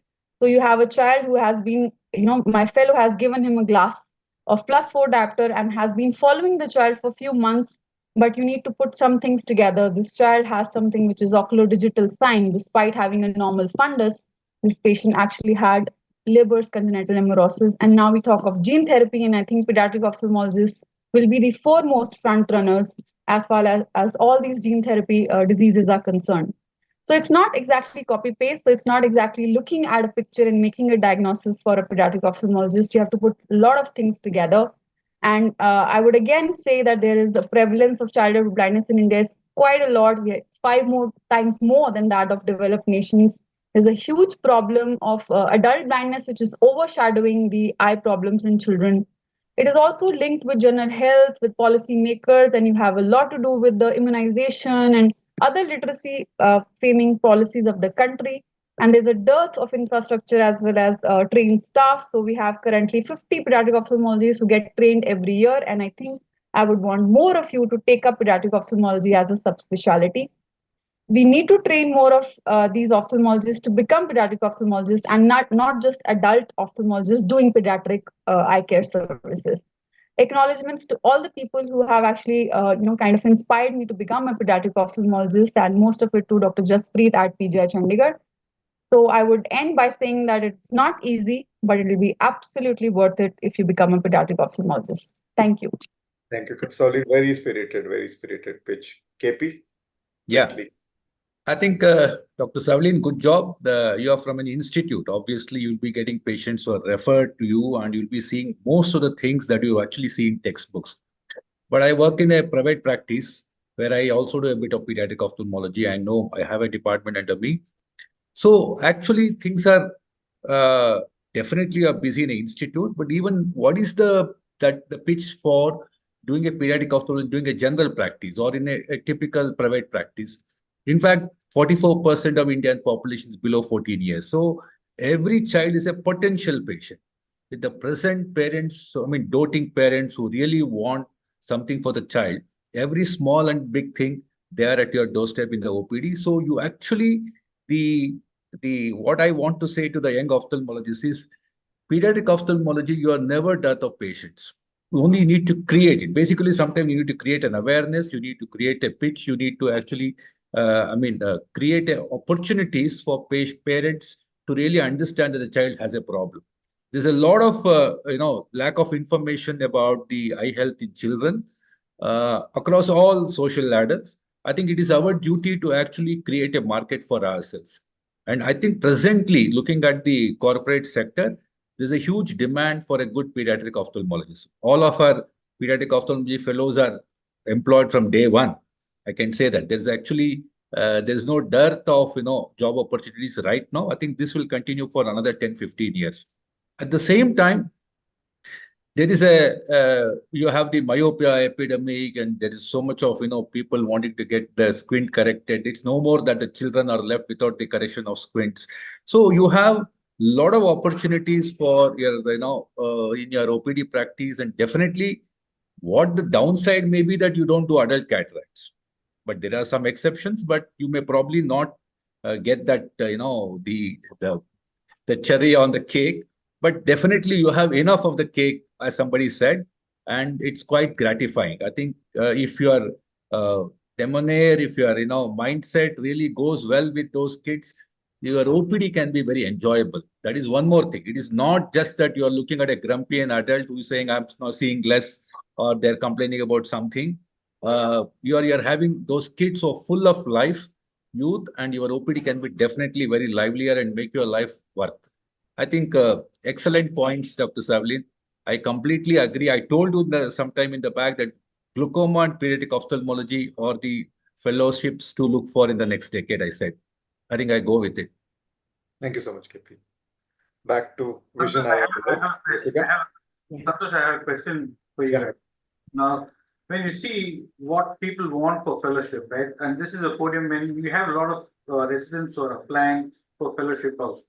So how do you feel that, as an All India Ophthalmic Society, convey the information of the future requirement? Now, the pitch is future requirement for glaucoma in the pediatric, which is going on in a very objective way to the residents, so that they are aware of what sort of fellowship they can opt for if they have to have that sort of a job opportunity and placement. How do you think you would bridge this gap and pass on the information to the residents? No, I'll have to collect data. I'll take your help. My help, okay. Ritika, vision, eye and life. Yeah. All right. Hopefully now it will play. All right. So I have 8 minutes and I'll try to woo you into the world of ocular oncology, where we deal with life, eye, and vision. So most of you are residents who have just finished your residency or are on the verge of it. And the big question is, now what? So this is my honest confession. Finished my exam, sat on a chair. I wish I was without any care. But alas, I was blank. I didn't know what to do. Beyond empty, I hadn't a clue. Well, I can continue with FACO, I said, but my mind did not echo. And while 3 years of thesis I do treasure, glaucoma always puts me under pressure. Smile, an everlasting smile. A smile can bring you near to me. Forget it, refractive surgery wasn't my cup of tea. Waveforms, topography, formula, and vision they could cure. But looking through my glasses, I only saw Vibgure.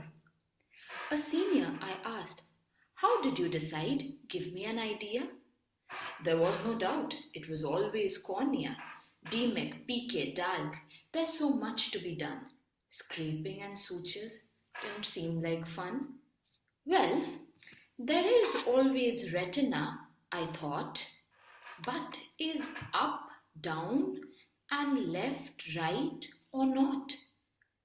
Hemorrhages, occlusion, tears, and neovascularization, to laser or not to laser? That is the question. There came the voices, uveitis, choroiditis, retinitis. Stop, I'm going for pediatrics. ROP, cataract, glaucoma, squint, and RB. Oh, why hadn't I thought of plastics and oncology? SRship or fellowship, a choice you must make. We can help you, but it is a call you have to take. Said professors, seniors, friends, we are there for your reference. Finally, the road I must choose alone to make all the difference. Right. So I eliminated the choices that I did not want to do, but I would want you to be better prepared as to what you expect in a fellowship in ocular oncology. So basically, you will be dealing with tumors of the ocular surface, and they come in different colors, from the whites and the pinks and the reds and the browns. You deal with intraocular tumors, including melanoma, nevi, hemangiomas. These are all the different types, from ranging in different sizes, the melanomas. And of course, there is retinoblastoma. We deal with orbital tumors, and these are also highly colorful and have a variety of presentation. And you deal with eyelid tumors. Now, coming to when should you do a fellowship in ocular oncology? Ideally, post a good comprehensive residency in ophthalmology, but you can also do it after a vitreoretina fellowship or an oculoplasty fellowship, because there are some overlapping zones here.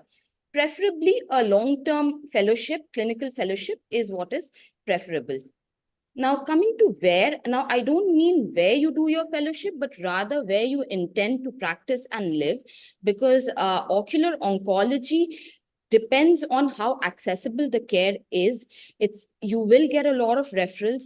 In addition, this is again a teamwork where you will be dealing with a lot of other specialties, including pediatricians, anesthetists, oncologists, radiation oncologists, radiologists.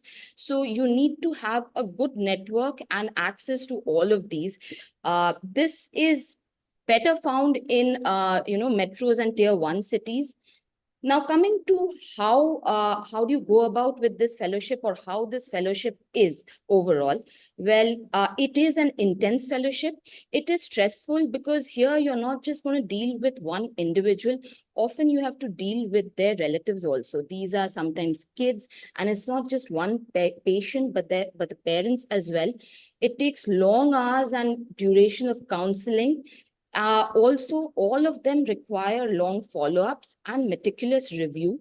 Documentation is extremely, extremely important in terms of both photographic documentation as well as everything that you note down in your files, as well as the EMR, because you will have to keep checking on it every time that the patient comes for follow-up. This is an academically satisfying branch, but basically what I want to stress on is that many a times you need to look beyond the eye here. You have to see how the patient is going to receive the treatment, whether the patient is tolerating the treatment, how you can ensure that the patient remains compliant with the treatment. So you have to look at the overall social, economic, as well as have an empathetic view to it. Now, coming to who you do your fellowship with, it's not the institute, but the mentor who matters. And this, I feel, is true for every other fellowship, not just in ocular oncology, because these mentors, they will become your mentors for life and not just for your fellowship. You will face challenges because every case, although we follow a protocol-based management, every case has to be dealt with on an individual level. So you will need to discuss these cases with your mentors. You will need to find solutions together. Now, finally, coming to the big question, why a fellowship in ocular oncology? Well, the reason I like it is because it has a good blend of both medical as well as surgical components. And when I talk about medical components, it goes from topical to systemic chemotherapy. There's a wide range of targeted therapy which is coming in, and a lot of advances that are happening. Apart from that, we use lasers, cryo, plaque, and everything. And basically all the other specialties often depend on us to treat these cases. Finally, we deal with every type of imaging, including the ophthalmic imaging modalities that are available. And apart from that, CT, MRI, PET scan to treat our patients. And finally, the primary reason to take ocular oncology is your priorities are going to be life. Oh, deep in my heart, I do believe that we shall overcome someday. Hamra korbo joy, hamra korbo joy. So this is a child. You'll be surprised to know that he is bilaterally enucleated for retinoblastoma. However, he is living. He's alive, and he is living a joyous and fairly satisfied life. Next, we also save the eye. Even the tumors of the eye, they have high metastatic potential as well as mortality, but we try to save the eye wherever it's possible. And finally, we also save vision. So our kids, and other patients, they also do well. Here you have kids who are getting good grades in school. They're doing everything from drawing, music, painting, everything. So finally, you will enter into a niche branch. We are a closed group, and a group of really fantastic and welcoming people. We work together, we enjoy together, and we also discuss cases together. And we would be very happy to welcome new enthusiastic fellows into our field. And if I haven't convinced you, I hope these kids will. So thank you very much. Thank you very much, Pratika. Very, very nicely put. Anybody to back her up, or should I? Let me ask you one question to both of you, Santosh and Britika and Rolika. So I mean, obviously, it has a lot of satisfying points. But what about employability and the commercial aspects? What do you think, Santosh? No, employability is good actually because there are a lot of tumors in India and in the region, and if we have to retrieve some of these from, of course, cornea specialists who try to do ocular surface tumors and retina specialists who try to meddle with some of the retinal and uveal tumors, but otherwise it has employability, and well, I mean, you have to combine it with something else, such as retina if you're treating intraocular tumors, or perhaps oculoplasty, which I do. So that will give you both money, joy, satisfaction, work satisfaction, everything. Yeah, I mean, I think Lutika, that's a very very well done. important point. I think, There's a never a dull moment in I the think that's very interesting.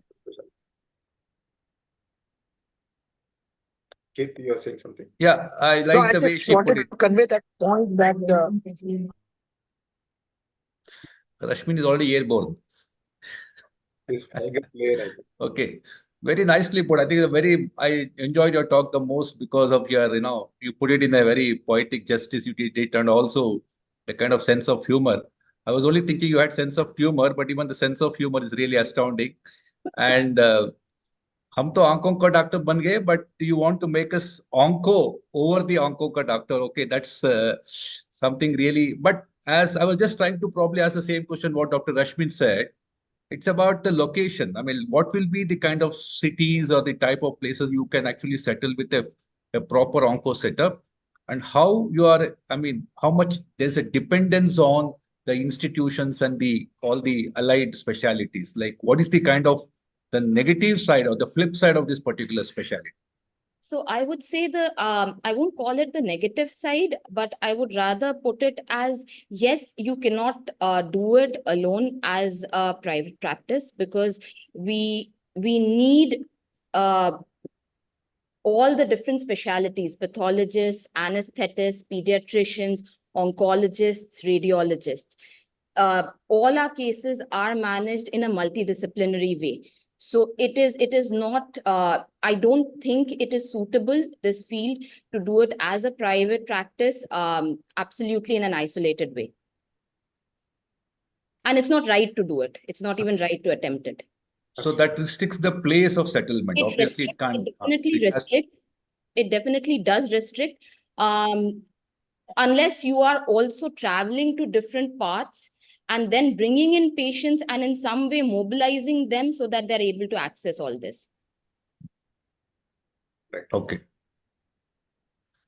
Wonderful. I think the bottom line here is that there is sometimes that misconception that a lot of these specialties, which are not so-called popular specialties, but that also can give you a very good future, and there is an employability. I mean, you just have to choose it wisely, and that's the bottom line. And talking about one more such specialty, we invite Dr. Madhuri Bijlani. She's going to talk about neuro-ophthalmology. Madhuri practices in Mumbai. She's trained with one of the very well-known names in neuro-ophthalmology, Dr. Jonathan Trobe in Michigan. So over to you, Madhuri. Hello, sir. Good afternoon, and thank you so much for having me. So I'll just share my screen.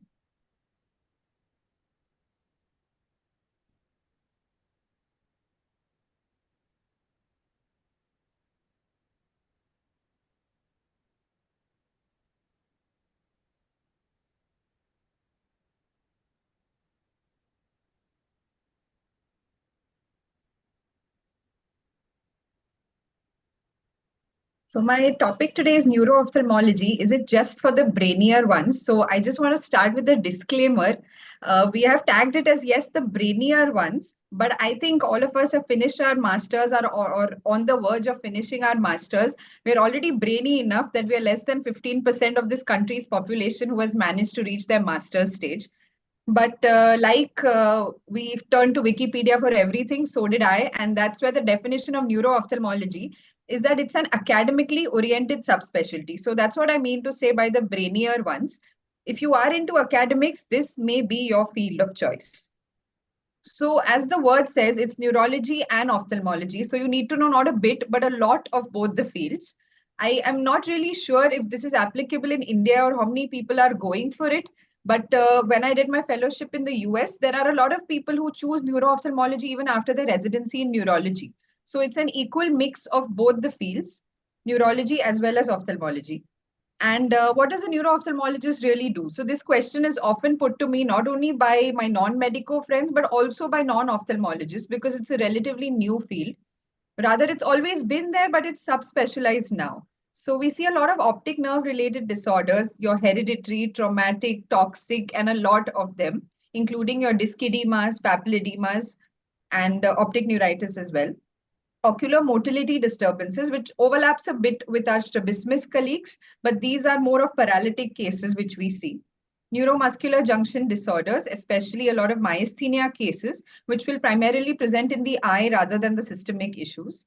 Pupillary disorders, intracranial tumors with ophthalmic correlation. Like Rashmin sir said earlier, this is how we play our role in life-saving measures. Sometimes an intracranial tumor may just be diagnosed after a field defect, which we may have detected in our OPD. And this guides the surgeon as well to realize how to plan their course of action. And of course, Botox. Yes, it's not only the plastic surgeons, we use it too for paralytic strabismus as well as intractable migraines.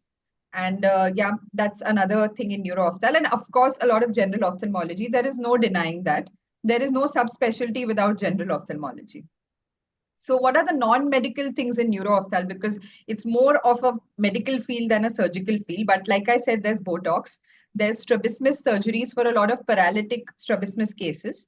There's optic nerve sheath fenestration, which is one of the rare surgeries done and sort of a sight-saving measure in intractable IIH cases where a shunt hasn't worked as well. And low vision aids, which is a topic very close to my heart. This is not only for neuro-ophthalm patients, but it encompasses all the subspecialties where we help them to sort of see better. I know a lot of optometrists practice in this as well, but I think neuro-ophthalm has a huge role to play also. So very often a patient will walk into your OPD with these scans, and now you're like, do I know what to do with this? Or should I just ask for the report? And then your report says, please correlate clinically. So are you going to correlate clinically, or are you brainy enough to be a neuro-ophthalmologist? So are you an ophthalmologist or a neurologist, or maybe a bit of both? Did you like neurology in medical school? Very, very important. There's a lot of analysis and correlation that goes in with neuro-ophthalm. It takes a long history-taking session for you to reach a diagnosis, and a torchlight may not be enough sometimes. Do you want to be an academician as well as a clinician? And do you want to be a physician as much as you will be a surgeon? So it's a sort of an equal mix of both, I would say, which is different from the other subspecialties. Would you rather read MRI films than the report and correlate clinically? And also, are you willing to say the buck stops here? So in my little practice that I've had, I've seen a lot of patients who go to a lot of ophthalmologists and cannot come to a diagnosis, ultimately end up with us. And we are left with the responsibility to decide what they have and what to do next. So are you willing to take up this challenge? Then neuro-ophthalmology may be for you. So what are your fellowship options? In India, from my research, this is where I did my fellowship in Arvind Eye Hospital, Madurai. They also offer it in 3 more centers. It's a 4-month fellowship with some time in oculoplasty and strabismus because there's a lot of overlap in these fields. Shankara Nethralaya also offers an 18-month fellowship, which has some cataract as well. And Narayan Nethralaya has a 2-year one with rotation in oculoplasty and other subspecialties as well. So this was where I did my fellowship with Dr. Mahesh Kumar and Dr. Kaushalya. It was a lovely experience. I not only learned neuro-ophthalm, but I also learned Tamil, which is even helping me in my practice in Bombay right now. And I got to interact with a lot of not only national, but international fellows, learn how they deal with patients there and what we can apply into our system. After this, there are also a lot of options to do fellowships abroad because it's a relatively developing field in India. And you can also add new perspective to the knowledge you have acquired in India. There's exposure to new technology, protocols, and procedures.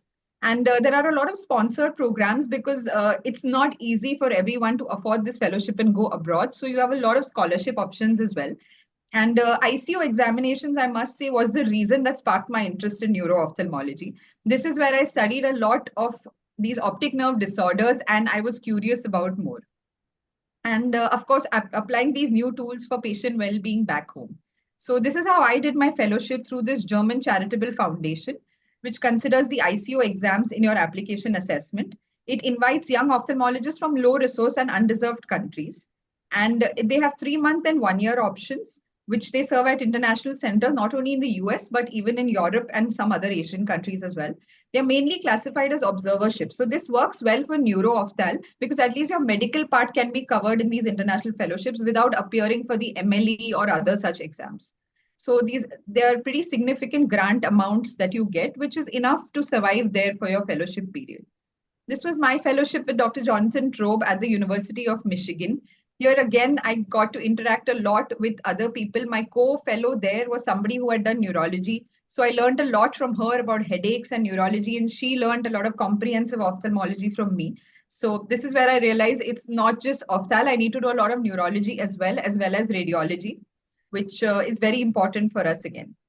So an important question which everyone has is it really lucrative financially? So let me be very honest, it's more of a physician's field and it's purely referral practice. There are going to be very few patients who will say, I need a neuro-ophthalmologist. So you're dependent on other specialties to send you patients. So that is one hindrance. But I think if you have a good rapport with your colleagues, this does work well. There are not too many surgical procedures, but there's no one stopping you from doing your anterior segment practice or your strabismus practice along with neuro-ophthalmology, which should pay the bills and also keep you happy financially. So in the end, I would like to thank my mentors, Arvind Eye Hospital, University of Michigan, and Dr. Rashmin, who's been my biggest inspiration to be a neuro-ophthalmologist and for what I am today. Thank you so much. Thank you, Madhvi. Very, very nice. Rashmin? Yeah, I think Madhvi covered it very well. I think what I personally believe and I observed is that neuro-ophthalmology is where retina was, let's say, 2 decades ago, where you were able to diagnose cases, but there were not many treatment options available. Now we can see that there are treatment options which are opening up. There are newer biosimilars which are being used in neuro-ophthalmology. There are genetic treatment, as Savlin was mentioning, LHO, and now the genetic treatment is already available, proven by multiple trials, and probably will be launched in India very soon. There have been, like a retinal implant of Argus 2, there have been similar implants which are now being, the trial is going on, and I'm sure in next few years, you'll have implant even for cortical blindness. So in other words, now there is a lot of interest in blindness, which is mainly because of the CNS problems.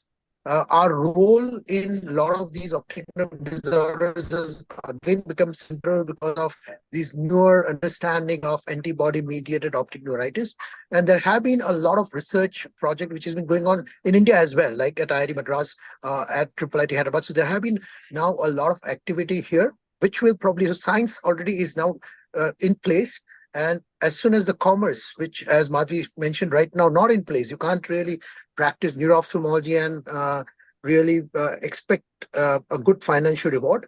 But maybe in a decade or so, or maybe 5 years, once the commerce is in place, once the industry starts supporting all these endeavors, you'll also have a financially rewarding career. Thank you. Thank you very much, Rashmi. Now, after having learned which specialty to choose, the most important question is how to choose the place where you want to do your fellowship, whether you want to be mentor-centric or institute-centric. Prolika Bansal will try to answer that question. She is currently doing oculoplasty fellowship with Dr. Dan Kikawa at University of San Diego. Prolika. Thank you, sir. Thank you so much, sir, for giving me the opportunity to talk on this topic. I'll just quickly share my screen.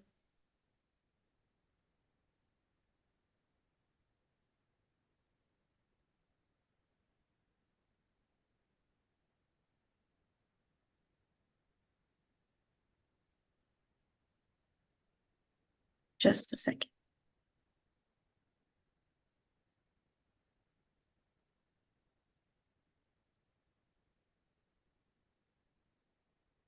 Is my screen visible? Yes. Okay. Thank you so much for giving me the opportunity to talk about the topic of how to choose between institute and mentor. The choice is pretty tough, and the how to make the choice is also pretty tough, and let's see how. And I actually landed up asking a few of the residents about this question before I even started. And this is pretty much 24 hours, no, to say like 6 hours back, when I asked them a question on a group that we have for our focus, that is, what is your primary preference when you choose an institute? And you'll be quite amazed that everybody landed up talking about the workplace environment being good. Nobody cares about the salary, nobody cares about the weather there, and nobody cares about where they are, where their partner is. So pretty interesting to see that they only care about the workplace environment. And I also asked that, what do you expect most in your mentor when you're choosing a fellowship? And the answer was in the order: surgical skill. Everybody cares about that. Everybody wants the surgeon, the mentor, to be calm and chill, and have excessive knowledge. Well, you're not looking out for angels out there. You're looking out for talent and somebody to teach you. And nobody cares at all about research and publications, and nobody really wants a strict and hardworking mentor over there. So let's see how we go further. I also asked them, when you choose a fellowship, what do you look at first? And interestingly, everybody, majority had the answer of choosing a mentor. And Dr. Mithika, and in fact, everybody has already answered this question. So I'm pretty much covering up for everybody's slides over here. So that is that it's all about the mentor. But I would say it's about a very subtle overlap which occurs between the two, the institute and the mentor. Because the mentor can only provide what is available at the institute where the mentor is providing you your targeted fellowship. Workplace environment, well, I do agree, absolutely agree that workplace environment definitely matters. But honestly, till you even start a fellowship, you won't really know much about the workplace environment. But it will be a good idea to speak to your the previous fellows at a particular workplace, and take their perspective that whether or not you are the right candidate for that particular place, on whether or not that environment suits you. I was, in fact, today having discussion with certain fellows, and their first priority was whether they match into that environment or not. And it's good that you all have that perspective in mind. Surgical training definitely does matter, but I have another switch to present to you, and that is, more than focusing on where you're getting the surgical training, please focus on who's actually training you, because you might not be cutting continuously, but it will be important for you to learn the right technique. So as I say, it's not about doing the particular procedure again and again, maybe the incorrect times, and then getting it right, but it's important for you to learn it the correct way the first time, and then do it correctly always. So you might not be getting the excess surgical training place. And I don't agree with surgical training being a priority, but yes, it should be kept in mind. Research and publications, even though you all do not really focus on it, please trust me, it is extremely important, and it is really important for you to focus on it. It is the future, and I have 1,000 reasons to tell you that if at all you do not have your hands on research and publication, you might not be able to take a futuristic approach in your career. Salary, well, I would say be wise and be nice at the same time. It's not necessary for you to focus completely on salary, but at the same time, you have to be wise. You have to feed your family, but at the same time, be nice, because your patients deserve you. And if anything, we have taken the oath that we have to take care of our patients and make sure that they get the best of services and care. But of course, I'm slightly biased. And according to me, the mentor definitely gets the higher priority, even though there's a subtle overlap. I just said subtle.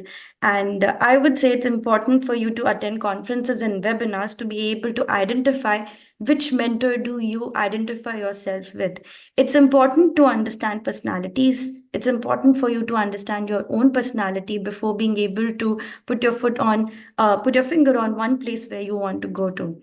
Be active and overcome your inertia. If you go to conferences, do not sit in a corner. Do not sit and wonder, what am I supposed to say?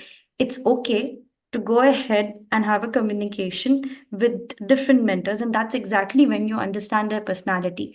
Over webinars, you might not be able to see the complete personality, but over a personal meeting, you will be able to understand what they're thinking and whether you will be able to place yourself in that situation or not. Check out surgical videos. You might not be able to see all kind of surgeries in your institute, and that's okay. It's okay to see how the different surgical techniques are and whether you can relate to that or not. It's very important for you to remember that you will be doing this for the rest of your life. So it's not about doing one particular procedure once with that rush, but it's about getting the same rush every single time that you do it for the rest of your life. Explore and discuss with your professors and your peers. It's very important to have discussions, and I'm thankful to my professors in my college to be encouraging my thoughts of going ahead and proceeding with adopting the idea of ocular oncology and oculoplasty. Express your interest. It is extremely important, and before anything else, you should be able to express your interest to yourself. So before I go further, I have a disclaimer that my opinion is completely biased on my own preferences and my lifestyle. And I definitely said it biased and not based on, because I am going to give you a biased presentation here. And again, I will repeat that what you choose in institute and mentor, it completely depends on you, your preference, your personality, your lifestyle. I have absolutely no financial interest, but I wish I did. And I hope my mentors are listening, because they need to give point to another thought. And this is not the first time that I'm speaking on this topic, and that's guilty as charged. But I would speak on this topic time and again. And every time I have a different perspective to it, because as I have grown, I have different thoughts and processes that I keep adding to it. So this is another survey that we had done last time, and that is the last year, where it was that, would you like to pursue fellowship after postgrad? So thankfully, everybody agrees. And when I asked them that, who do you think makes the choice for selection, mentor or mentee? They all said mentee. And when the fellows discuss with us that, when the residents discuss, the questions are that, when should we apply? And which institute should we apply to? And which specialty should we choose? And which city should we go to? Well, I think that by the end of this webinar till now, you already know how to answer these questions, because all the brilliant speakers have answered these questions for you from different perspectives. And I think it has been very well designed. But at the same time, we often forget to ask the question about which mentor we should choose. And again, I answer that question, that who do you think makes the first choice? Mentor. But who do you think makes the first choice? The answer is mentee. It's about you are taking the first step into it, and you're the one who is going to be initiating your decision towards targeting a particular mentor. And I like to tell the story a lot, but I went to my mentor, Dr. Santosh Navar, probably in December of the year that I was supposed to apply. And I must have tagged him in a lot of conferences, and I asked him repeatedly the same question, that what should I do to apply to your fellowship? And I was aware that he does not take fellows from anything less than AIMS or PGI. Well, that was a misconception that I had. But I asked him this question, and he said to me that, well, apply to me in the December of the year that you must be able to pass your exams, because it was second year when I discussed that with him.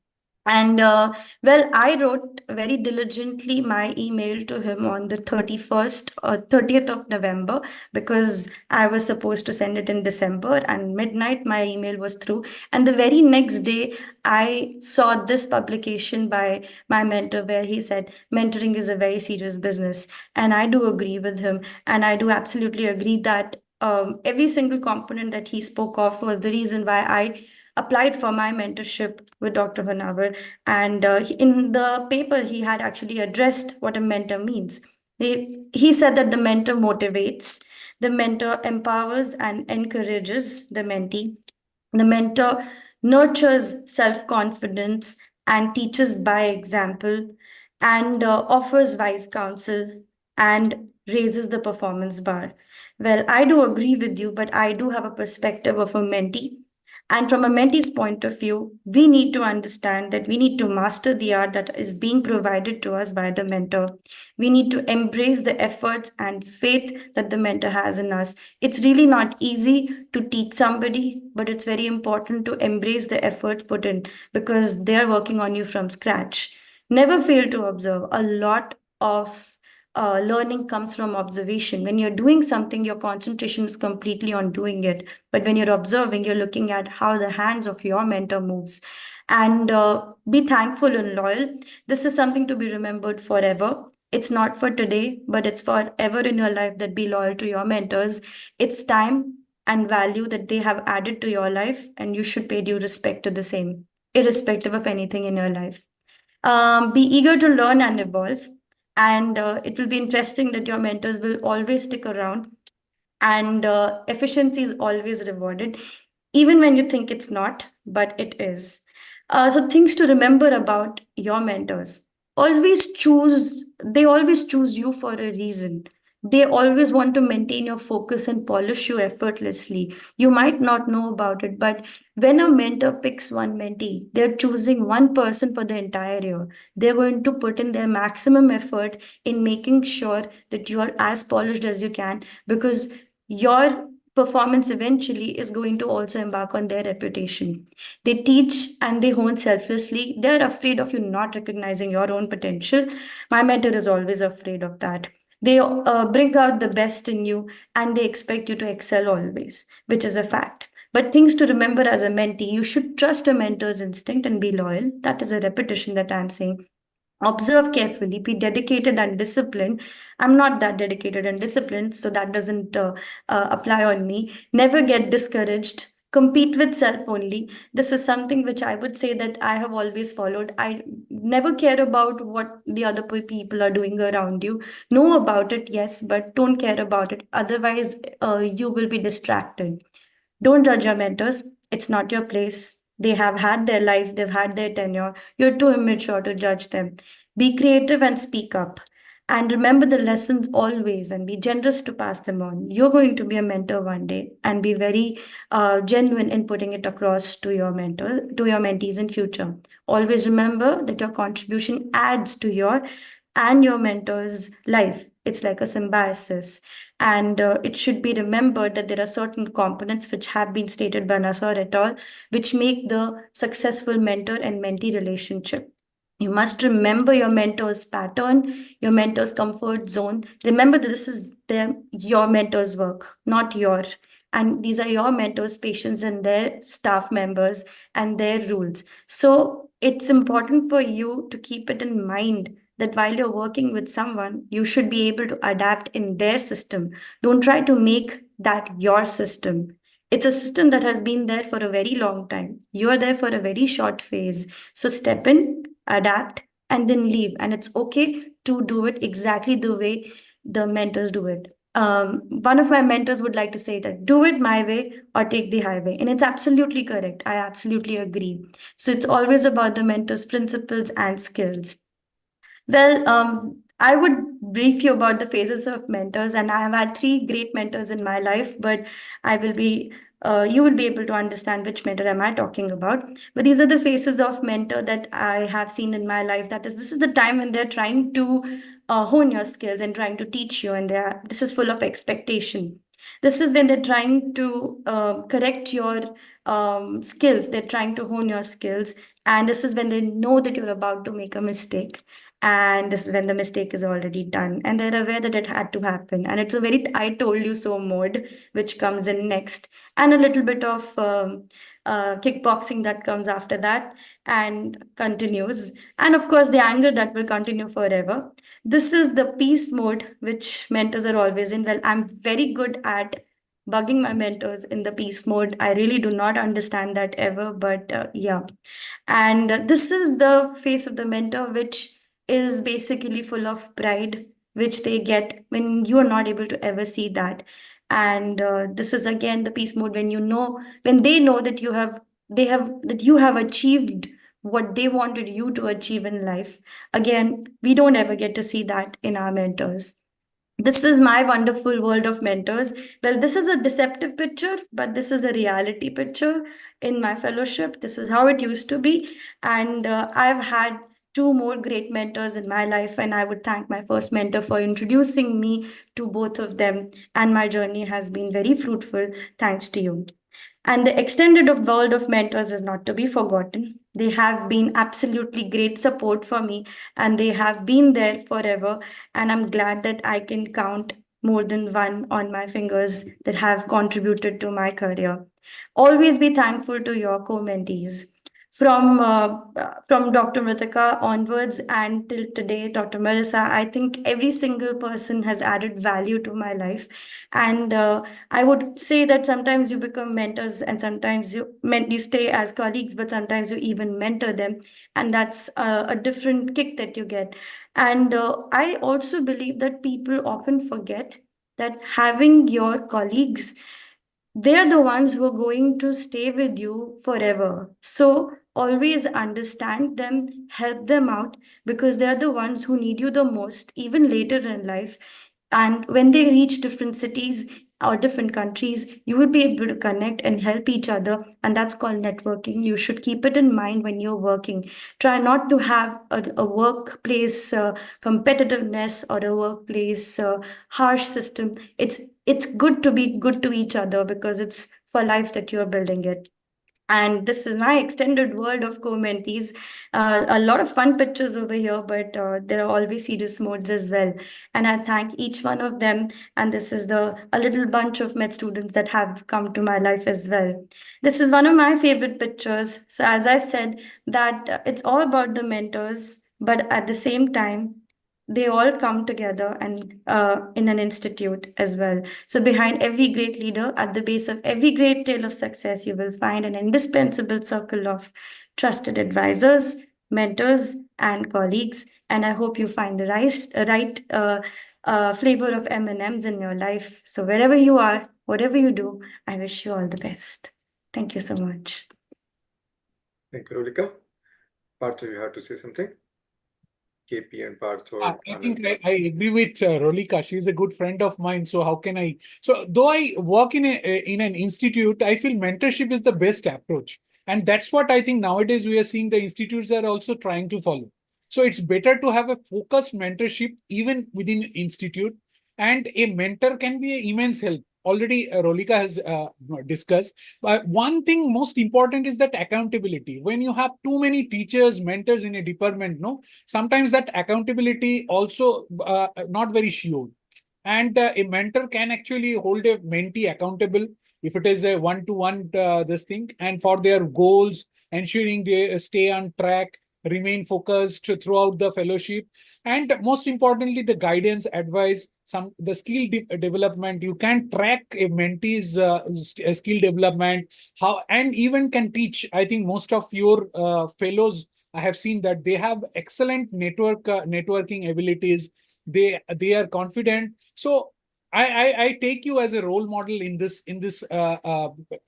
segment, and I think it's very important to have equally the emotional support to all the people, their need, and sometimes they need some support.